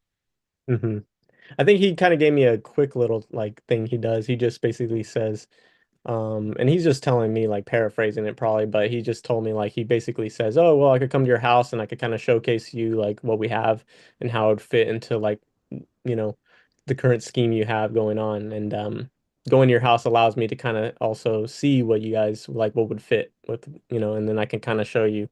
He said something like that. I'm sure he was just like doing it from top of dome, but I'm sure obviously I would love to hear that on an actual warm handoff and see him actually play that out. Um but yeah, so and I found yeah, a lot of people do ask for showrooms and galleries. I'd say like 50% of the leads. Yeah.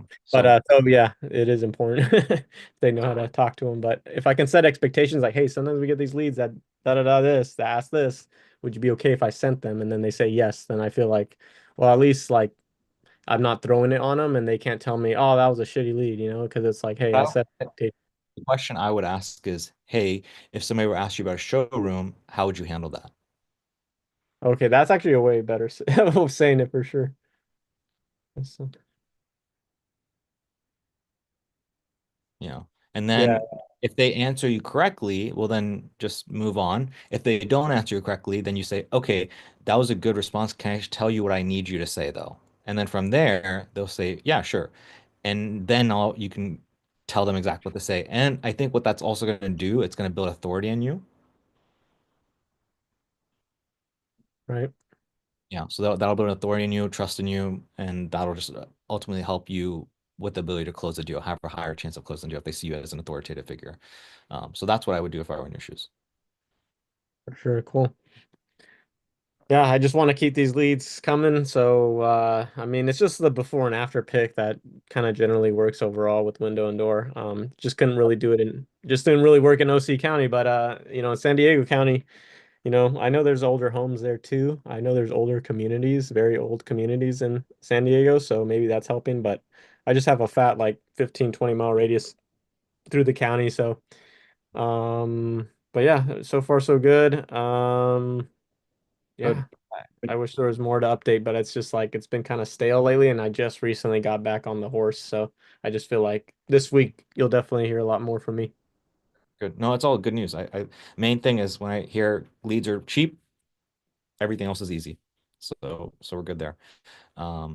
Just have to go through the whole process of taking somebody to a sales call. So I would assume you're probably gonna have a sales call this week. So keep us updated. Let us know if you have questions, comments, concerns, anything before we go into the sales call. Just let us know. For Um, sure. aside from that, anything else you want to go over, Rivera? Uh, Not really. I mean, I launched implant ads for like, dental implants for my doctor. So we're running veneer, Invisalign, and implant ads all at one time in the same region. So when you were telling me about ads competing with each other or ad sets, I was definitely listening in. But so far so good. She did get 2 implant leads and they did fill out the 5 question form, so that's good. But they kind of scaled up to $30 a lead, so Mm. But yeah, I'm just replicating another implant dentistry. So I'll let you know on that. So far, it's whatever's. I think I just need to communicate to her, like, hey, like, I don't know. Sometimes it's hard to know what she's thinking. So I just have to maybe do an update call and then kind of set, a way to have an excuse to set expectations. And then that way it's easy for her not to bail out. Because I always get scared when dentists or somebody says, let's try this new thing. Because that, if it failed, then it just tarnishes what we had. Everything was running smooth and she was making profits from Invisalign and veneer. And I think in her head, it's like, well, now I'm making more money. Let's put that towards to a bigger ad spend budget and let's do something with that. So, you know, I, it's one of those things where I'm just like, okay, I'm curious. Can you tell me like why you're kind of thinking about doing implants? I just kind of want to know your aspirations. I'm just curious. Oh, well, with the veneer ads, it's hard. It's basically more time in the chair. It's harder to service. So I'm glad when I get veneer leads from you and I close them, but then I realize how much work it is. But then I still want to keep it on because sometimes they come in and they get Invisalign too. So, but yeah, I'm just thinking about implants because I got an implant specialist that can come in when I close them and then he can do the work. So I'm like, oh, it's more of a time thing for you. It's like, yeah, so it became like a thing of like solving time for her so that she could get time back at the same time closing. So then, I launched it for her. I was one of those moments as an agency owner where I'm just like want to tell her like, dude, just let's scale this. And could I have reframed to try that? But she's kind of very adamant, like her energy, and it's hard to get her. And by the way, I've told her things, set expectations, got her to reframe, think of Invisalign, and let's double that down there. And then I've literally seen her like reach out to all the people that because that's what I did with veneers. At first, she wanted veneers. I pushed her off for like a year to not go on that shit.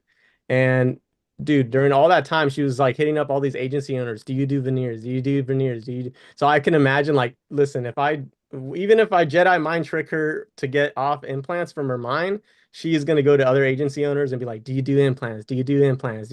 And honestly, she never jumps the ship because I just have her at a ridiculously good amount of like she even tells me, Daniel, I can never find someone for your price that gives you this many leads. Does So she I know? do have some leverage there, I will say, but Does she know that that she talks to these other agencies through? no, it's just through the go high level. We have it all synced up, but I'm not that much of a creep, but sometimes I will see when I'm looking through all the channels of every client sometimes, and then I see like because I think out of all clients, she's the one I have set to where I get notified if a lead comes in. So sometimes I get the messages. But so I do see her kind of, but she'll like lead them on for like ever, dude, and then she'll just ghost them after. It's really sad, but I'm It's really interesting, but so like, I talk about this, call it monkey branching that women do. monkey branch. I've never heard of that. Ever heard the term? Okay, No. monkey branching is where so she's talking to you and she's grabbing onto you with her right hand. And the moment things go a little bit sour, or she's not fully happy, or she thinks something might be better, she talks to another guy. And so she never lets go of you until she for sure knows this is going to be better. Until she knows for sure. She needs to know for sure this will be better. So once she has proof of that, she lets go of this. And she monkey branches on it. And so it sounds like she's And monkey she's been testing other branches for sure. yeah. Their weight. So she'll lead him on because she doesn't know for sure. And the only way she'll know is how. The only way she'll ever know is when another agency comes in, they offer to do it for free, where she has nothing to lose, and then they prove, and then you're kind of fucked. So So she actually did them for free and she onboarded and everything without me even knowing. And she even let me know on an update call that she did that. And then she said that she told them, don't launch the ads. They don't represent my brand. They look like stock images. yeah, I there. don't like those ads. And then so she just leads them on bad, like real bad. And she's very picky too. So it's hard. I mean, I feel like I don't know. I shouldn't bring this up. It's like one of those things like I'm just gonna could I do things better? It's like such an old relationship that I feel like could she leave? If she did, who gives a fuck? Like Here's I don't know. I bring all this up is if I were you, the thing is like keep this as like a trump card. If I were you, the thing is with the way I always recommend doing is like doing like one offer at a time because, Mhm. and you probably already noticed, do veneers, and then once cost per acquisition skyrockets, now we need to go into another offer, from this to like Invisalign. And then once we ran out of Invisalign, we go to another one. And by the time we get back to the initial offer, the population has populated and we have many people that want that offer, that service. Mhm. Mhm. And I'll try and explain that to her. But like in the event that hopefully everything's okay, but if things shit the bed in terms of results now, if I were you, I would have this in my back pocket and I would have a conversation with her. And it sounds maybe a little bit fucked, but you kind of gaslight her. And you kind of say, hey, look, here's the truth. The reason I've been doing this is I can actually see his conversation. And by the way, it's okay. I'm not judging. I totally understand. And I did this as a last ditch effort, but like the truth is that I kind of knew that this wasn't going to work, but I don't know what else to do. Your behavior when I was seeing is like it kind of scared me to a point where I made a decision that I shouldn't have. I should have held my ground because this is ultimately what's best for you. So my ask of you is that let's give it another month and do it this way. And what I can almost guarantee is that we're going to see XYZ results. And if we don't, then awesome, go do your thing. So if I were you, I'd just keep that in my back pocket in the event that she wants to break up with you. Mhm. That's why I bring this up. Mhm.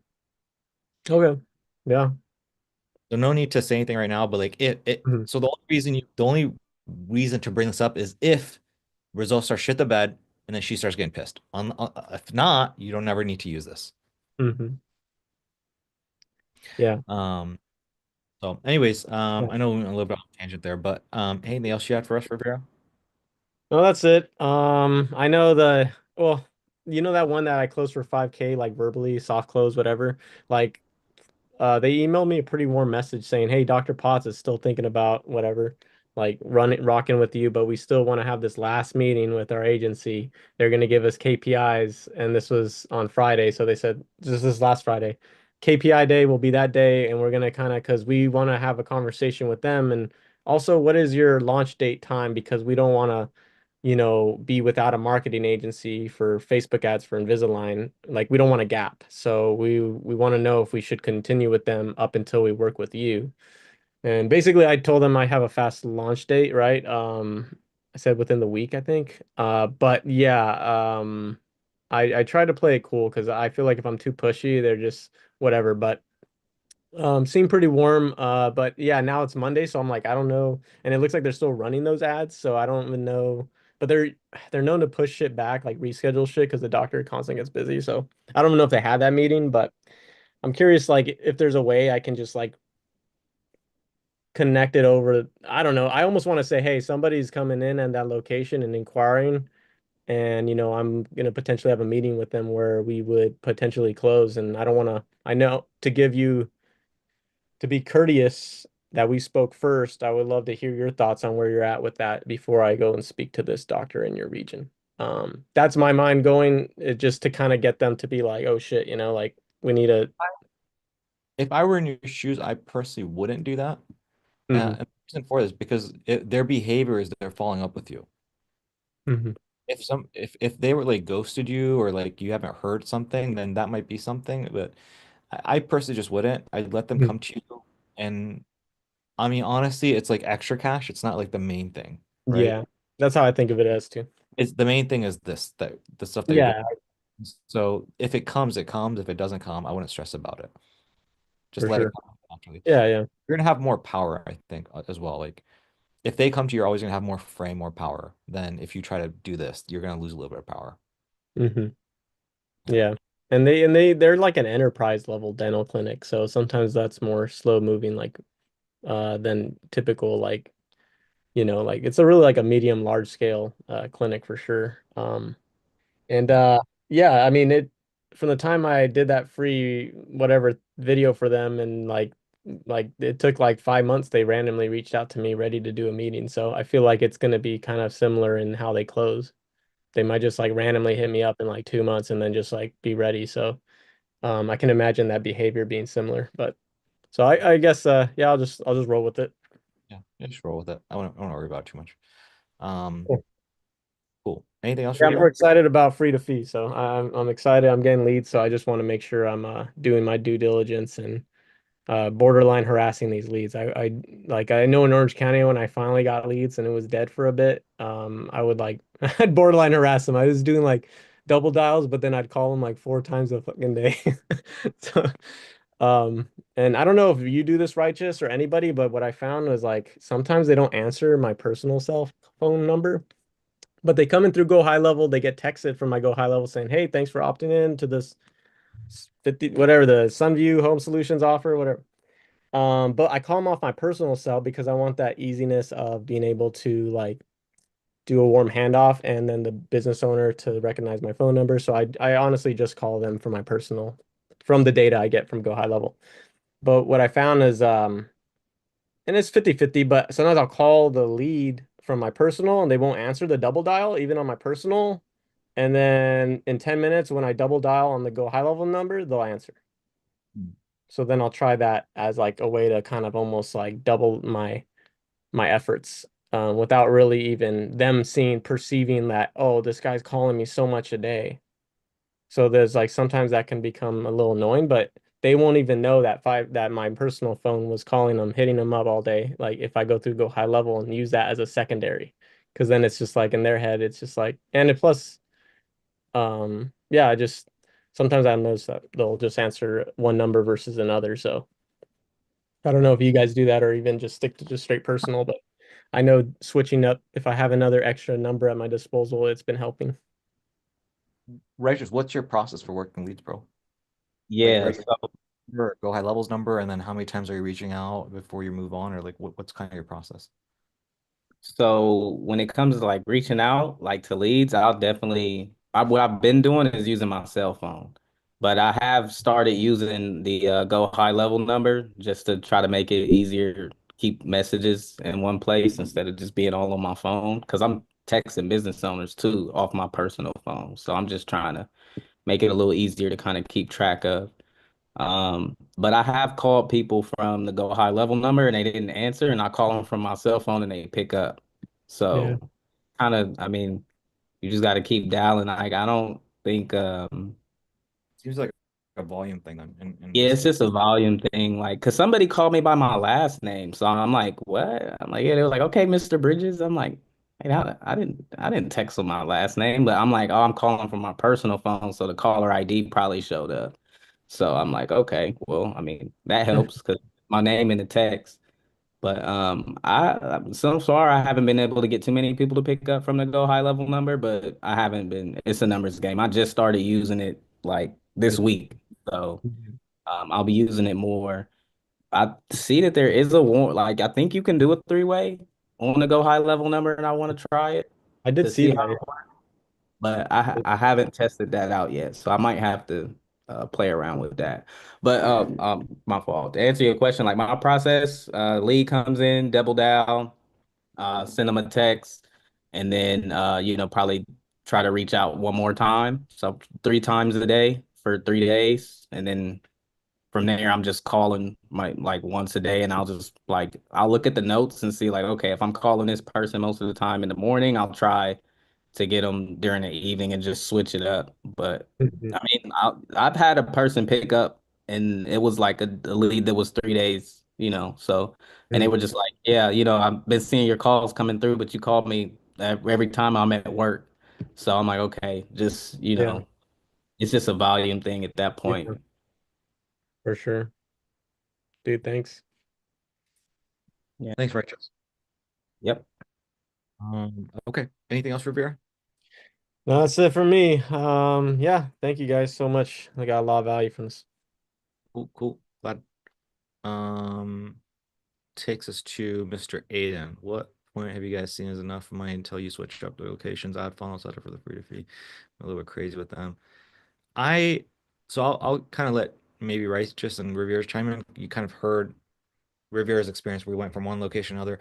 I will tell you, man, like it's just not, it's one of those things where it's just not worth fighting. It's almost like if I have I don't know, I always use I don't know how I can come up with these examples. Sometimes I sound very misogynistic, but if I'm speaking to a woman and she's gorgeous, but like she gives me attitude, I'm just like, fuck it. I'm just gonna move on. It's just not worth the mental because I know that sooner or later I'm gonna have issues with her. I'm just not gonna deal with it right from the get-go. I'm gonna cut my losses. So the way I kind of can explain that is that's like if you're fighting in a location for ads, you shouldn't be. Like you should be able to launch and it should be within KPI and you shouldn't have to do anything fancy. And if it is, I just move location. It's just not worth it. Because imagine you're fighting tooth and nail right now, and then you hook a business owner, and then how much stress are you going to have while you try to keep them happy during the trial? And then after you close them, you got to keep them happy for a month, or else they're going to churn. It's like there's an uphill, it's like you're going and having an uphill battle. So that's kind of how I view it. I don't know if that, what are your thoughts? No, I, I agree. And I'll admit, like, I was really hoping, I was hoping so bad that I could take the same copy and paste ad and the same copy and paste landing page and just literally copy and paste it and just change like one tiny little thing in the URL to know like, you know, which was converting kind of a thing.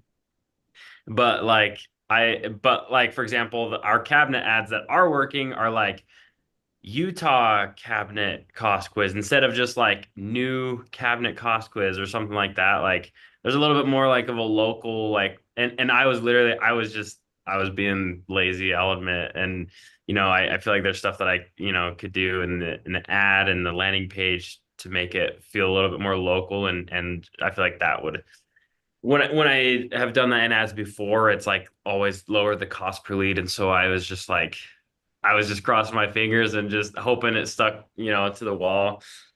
And so, anyways, I'm gonna fix that. But I see I what you guess like I guess like what can you walk me through maybe what you did so I can kind of get an idea and then from there I can like tell you like, oh, I get it. I understand why your costs are a little bit higher versus where like what you're considering doing. yeah. Do you want me to share screen? Yeah. Let's see. Let me pull it up one sec.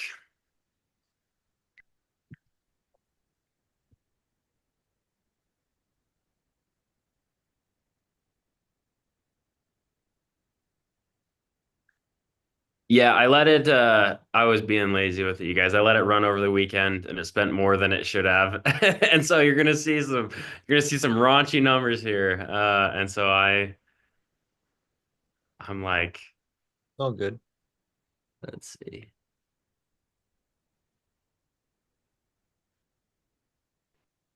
Oh, hang on. You guys see my okay. Um, so yeah. Spent way more money than I should have for these. Initial results were like 30 bucks a lead, and I was like, man, that is not very great. And so the first few ads, I mean, honestly though, like honestly, that's within KPI. That's like normally I like to get it lower than that if we can, but that's like, oh, go ahead. Can you maybe show me what you have going on for your clients right now so I have like that to compare to what you're doing now? Yeah. Let me pull up another Idea one. just get an idea of like what's normal and then from there I can kind of see what you're doing that's different. Yeah. So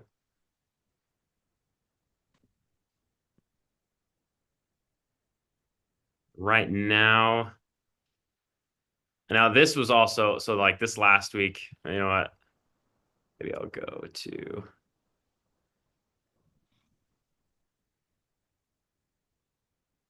So $1.66 for a click.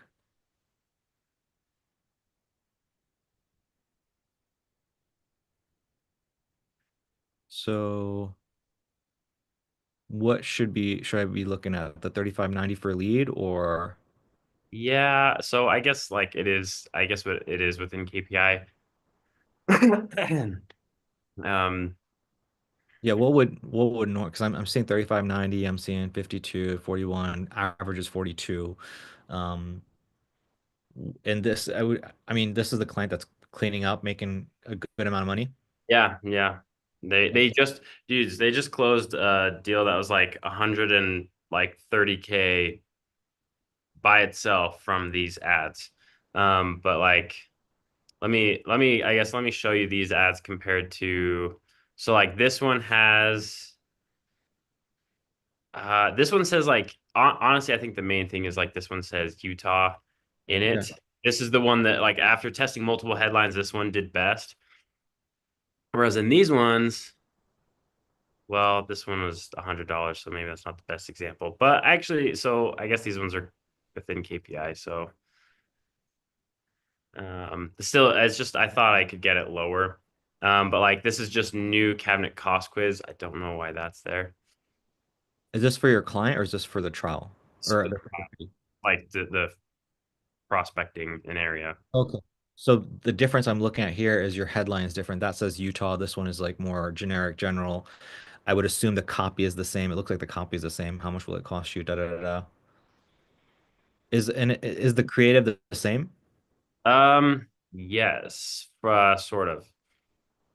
So I need to get this video. I need to find where it is again, the file, so I can upload it. This one for some reason is done really well. It's just a video he took on his iPhone. Um, we want to test putting like a little AI UGC person in the corner to like kind of Yeah. the ad kind of thing. But I guess what's the difference between the two other than the headline? Is there any different? This one says new Utah cabinet quote quiz. Is there anything else that's different?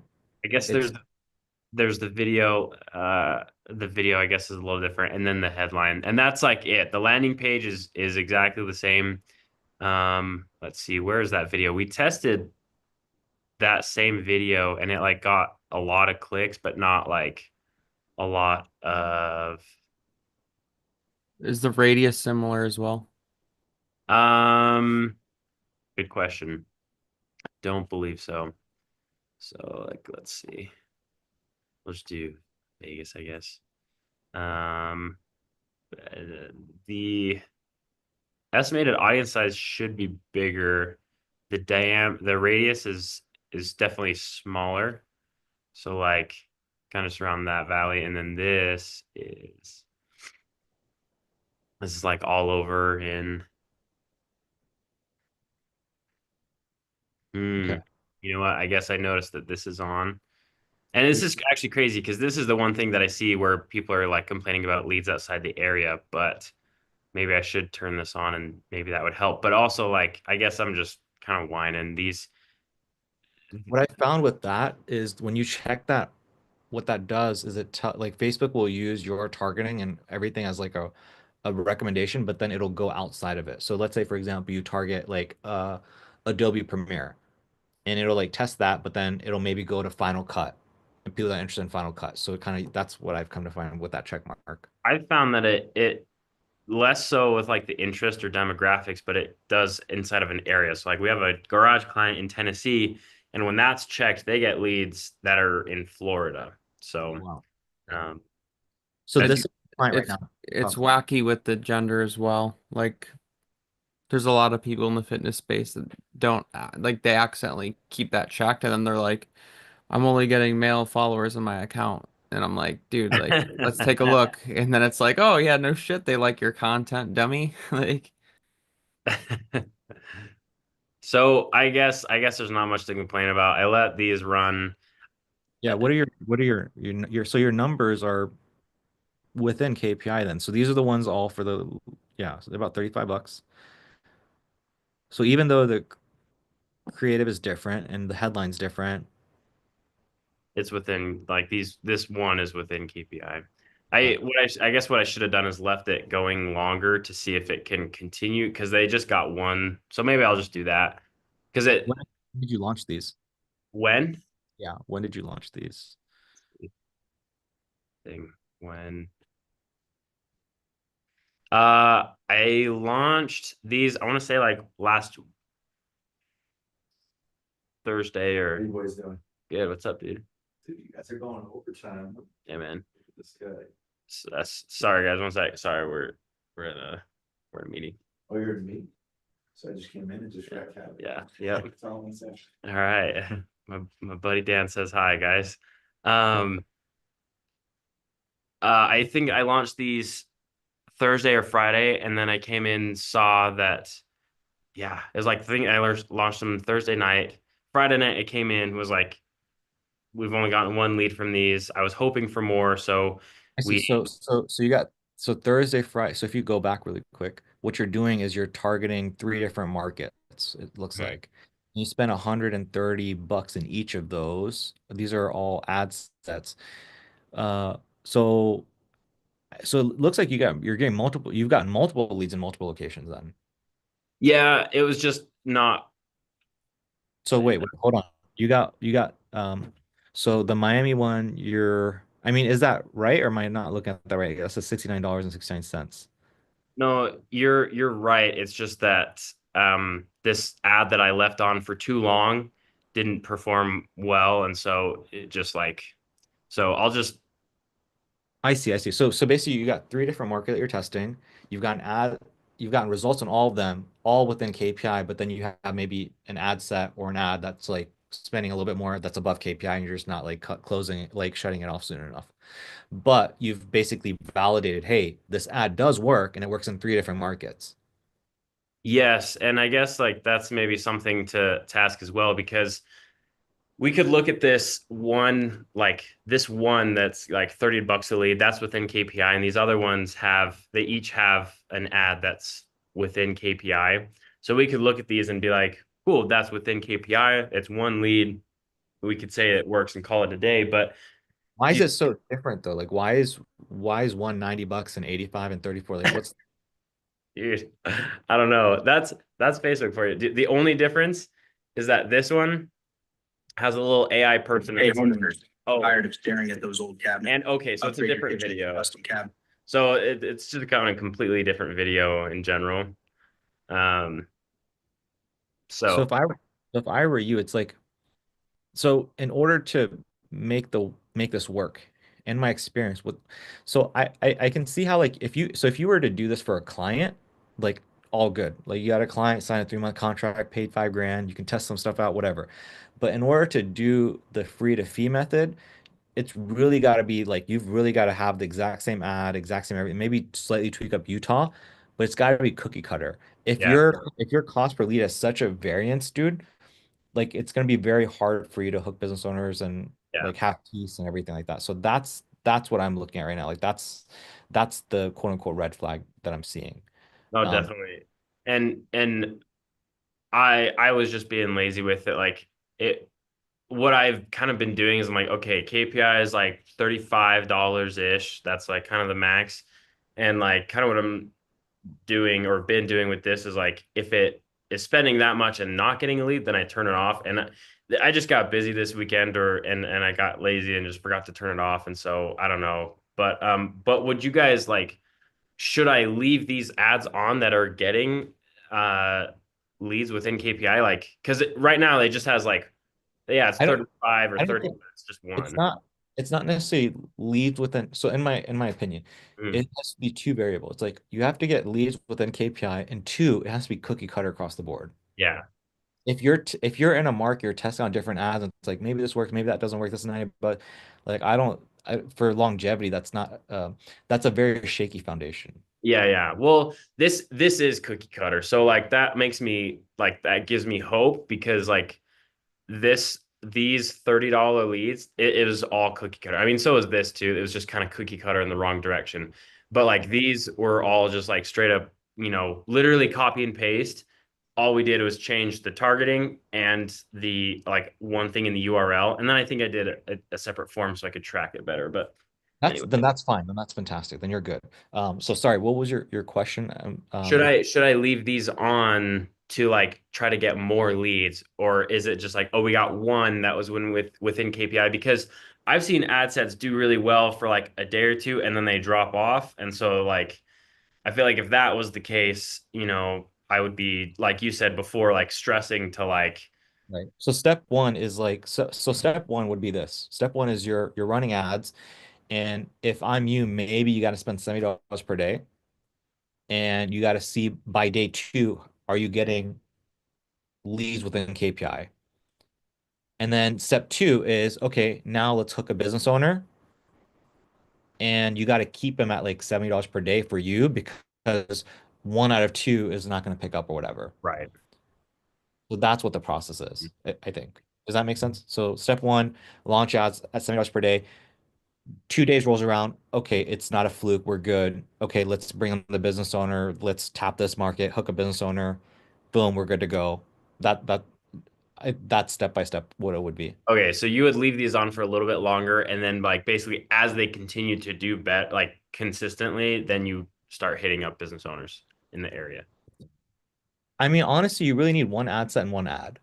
You don't really need three ads. You're right. I'm just hungry. I wanna do it all. But yeah, So, you're right. so the reason I'm saying that is like, I think it adds more stress if you have three ad sets and then three ads, and then it's like, well, shit, which one of these is good, which one's bad? Is it a fluke or whatever?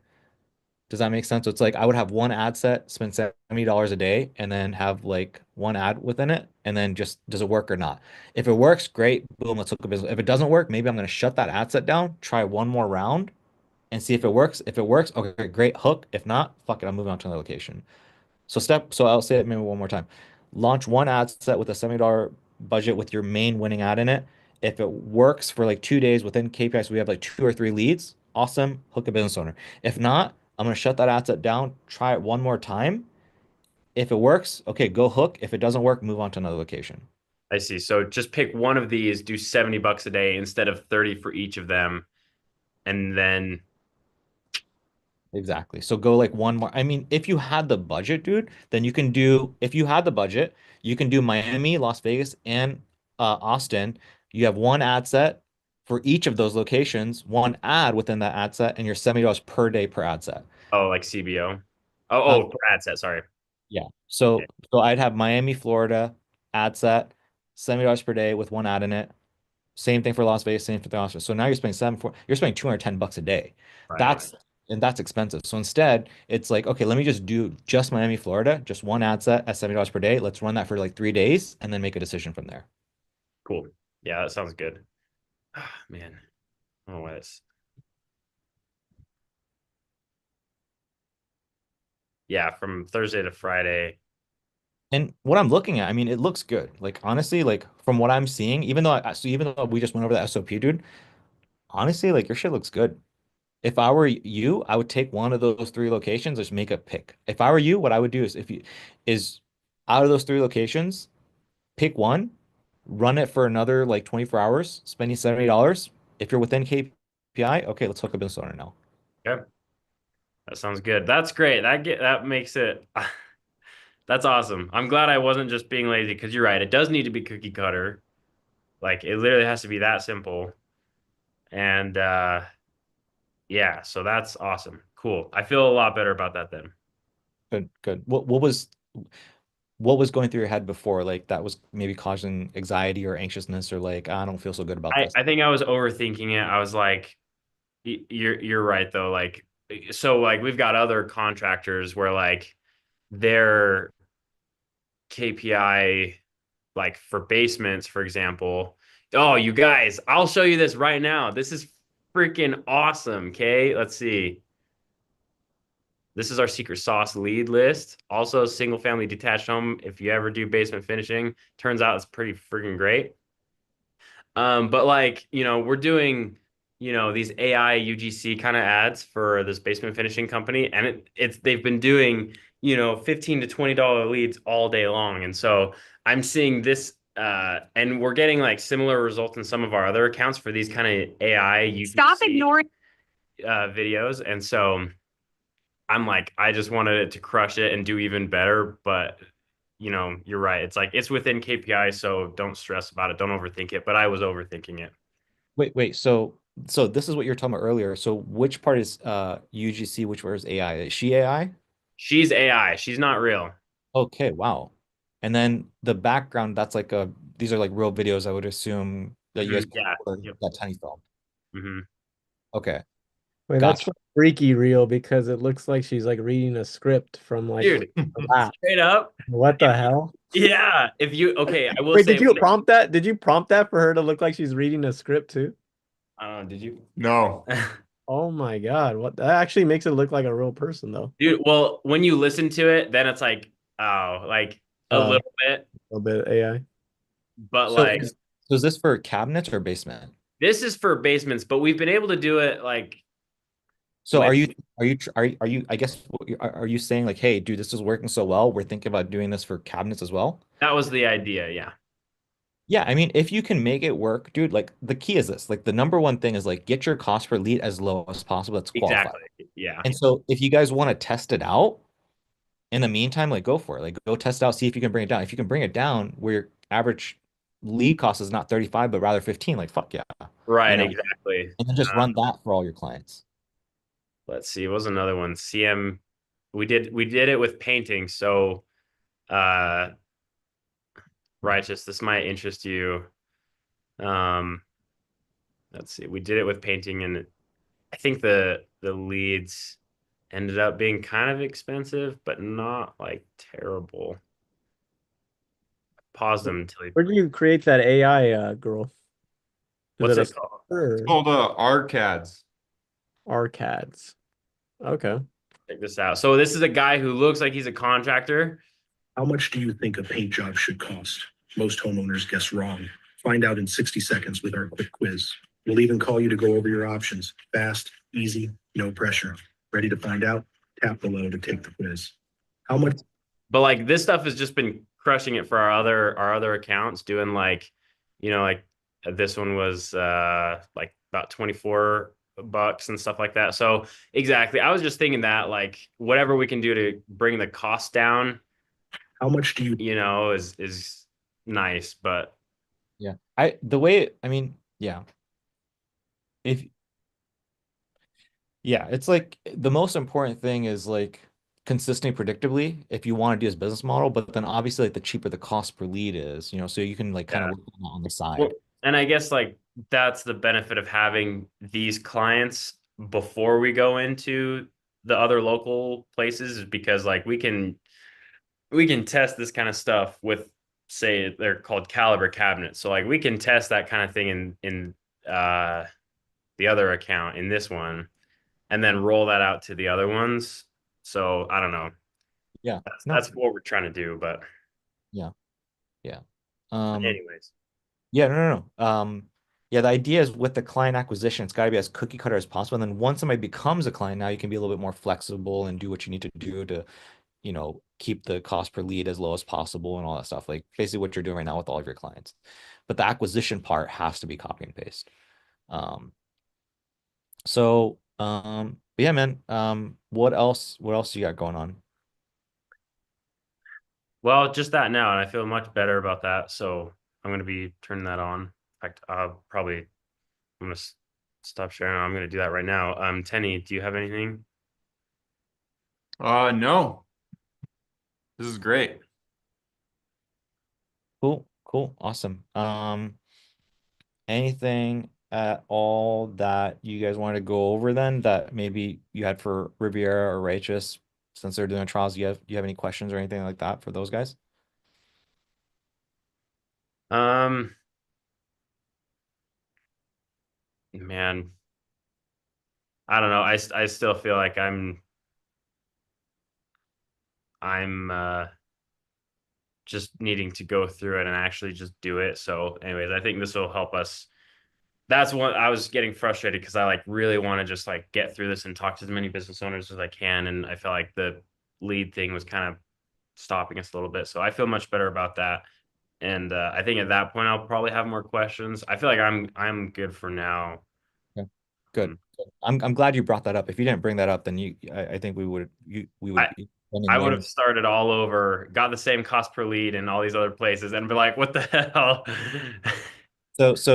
So basically, this week, right? Plan of action is this. I would see this tentatively. So let's say you turn the ads on today. Uh, we get maybe one or two leads coming tomorrow. You feel pretty good about it. You could probably honestly hook tomorrow.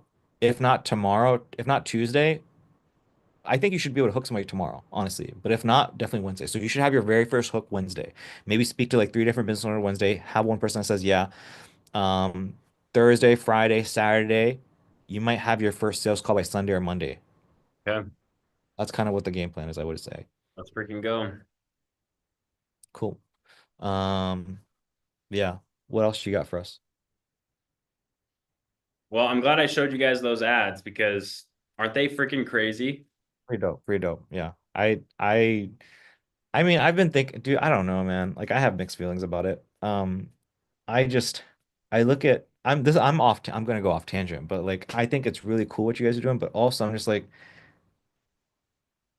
for people that sell anything like courses, coaching products, services, so much of what we do is like our face and the videos we create. Now it's just created by AI. How is anybody going to trust anything from ads anymore? Dude, I tell you what though.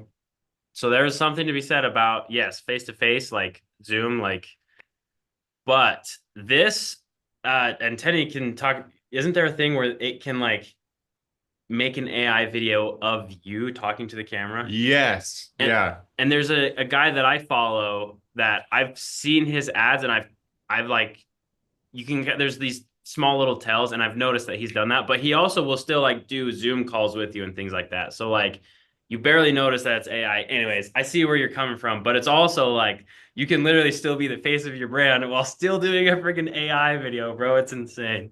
Like, why wouldn't I just create a whole nother brand under some other guy that looks 10 times better than me and just type everything up and then he says the perfect words in the perfect way and I just create an entire business out of that? Like, why wouldn't I just do that?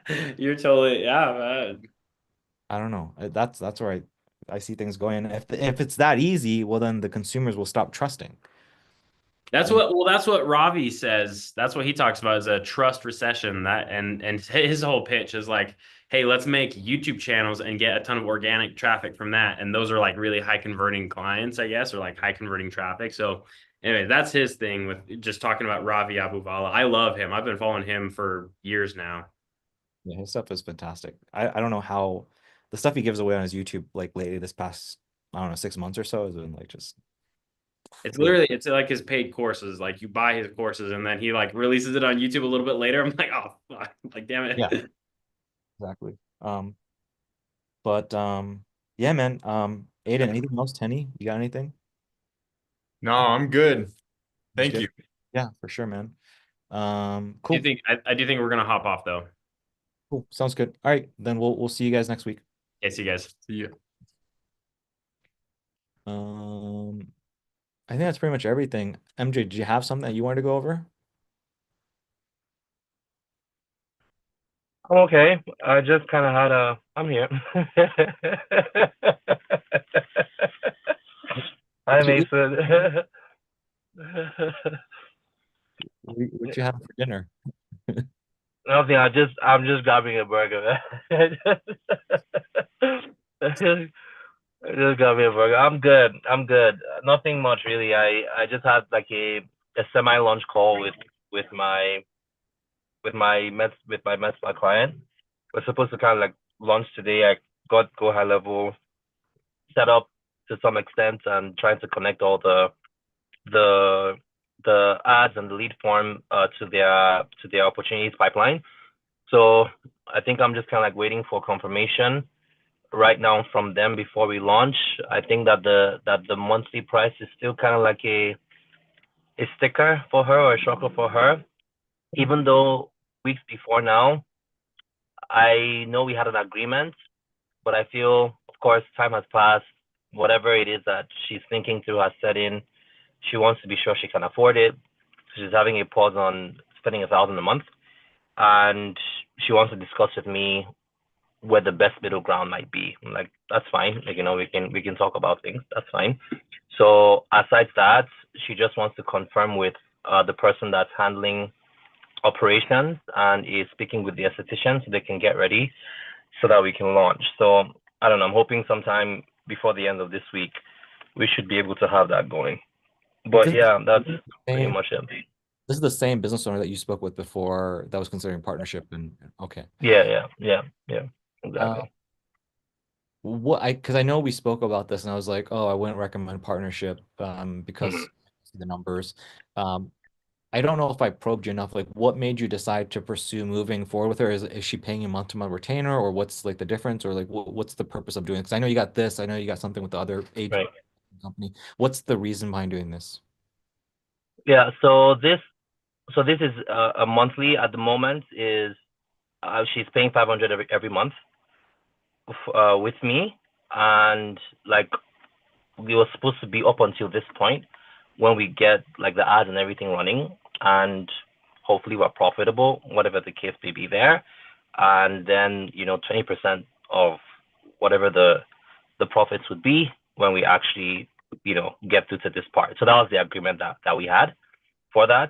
I'm just doing it right now because I am thinking about exiting, but I'm just kind of like, how do I say, just gauging when the right time is. So I'm still taking it all the way through because I still kind of want to learn, to be honest, right? So I'm still trying to make sure that at least I got ads running, at least I run something a little bit. I get something out of this experience that you always talk about learning. So I still want to make sure that I have that under my belt. So for me right now, there really isn't any downsides yet, per se. So it's good. There's a retainer coming in. It's not stressful in that sense, and we're making some decent progress. Eventually, if it does well, I could make even more money. If it doesn't, there's still an exit plan in my mind. I'm just trying to figure out like when that would happen. So that's where this is pretty much at. I And see. yeah, Okay, yeah. yeah, Okay. It's just like, hey, look, it was of the I think where if I'm understanding correctly, it was like, hey, Krishik, I was considering partnership, and this could be a thing that goes in the future. After my conversation, I realized, okay, this is probably not going to go somewhere, but I can feel for it. I can learn something from this. So let's just see what happens, and then whatever happens, happens. I don't have yeah, high hopes for this or low hope. It's yeah, just yeah, yeah, okay. exactly, In that exactly. case, I totally understand. 100% right move. Yeah, Um, yeah, well, yeah, thank you for filling us in on that. I guess, do you yeah. have questions or anything then, or just kind of like rolling with it? No, not yet. I'm sure I will have. Like, I was thinking that we're gonna actually like launch today or yesterday actually. So I was preparing to have a bunch of questions, but not right now, honestly. So I'm sure I will have when we actually launch, and then I really start looking at the numbers and I really start gauging and understanding what's going on and be able to ask the team. So I still come in because there's still so many like really interesting techniques and stuff that you guys discuss on the call that I keep on thinking like I know this would probably be useful for me when I actually start like running stuff and everything. So yeah, really really great conversations overall. But at the moment right now, not a lot of anything until we start running, and then I'll probably have more stuff and then more tactics and things I could tweak from there. So yeah, Yeah, I would say once you've launched ads, my suggestion would be I probably won't know the answers if it's very nuanced because of I'm course. not when it comes to the med spa ads. But what you could do is you could post in the general chat, the general channel, and you can tag me, Aman, and Jeremy. And then so instead of like messaging me and Mason inside of our Slack, Right. in general, and then this way we can kind of like all kind of work through that together because Aman and Jeremy are gonna probably know more than I will. Yeah. Okay. Okay. Um, No worries. and Will then do. of course if you tag me, I'll chime in as well if there's something that I feel like I can add to it. But yeah. Anything else that you wanted to go over, MJ? No, no, not much at all. That's pretty much it. Pretty Okay. much it. Well, You looking lean. yeah, I'm trying. I'm Yeah. starving myself, but I'm just Yeah. I'm thank you. like, why? Kushika's been looking fresh every other week. I'm like, what's going on? Like, something's happening. I've been on a little bit of a diet. I basically diet for 2, 3 months before the summer, and then in the summer, Hmm. I yeah I let loose a little bit, and then I restart the process. So this is my time to Hmm. starve myself a little. Okay. Thank you for Yeah. noticing. No, I like this build. I like this Kushika. It's pretty nice, pretty fresh and sharp. All right, Yeah, you MJ, got the scruff going on too as well, so that's good. sweet. Alrighty. But okay, if that's everything, then we'll probably see her next week then, MJ. Yeah, yeah, Okay. for sure. For sure. All right. Take Yes. care, guys. Thank you.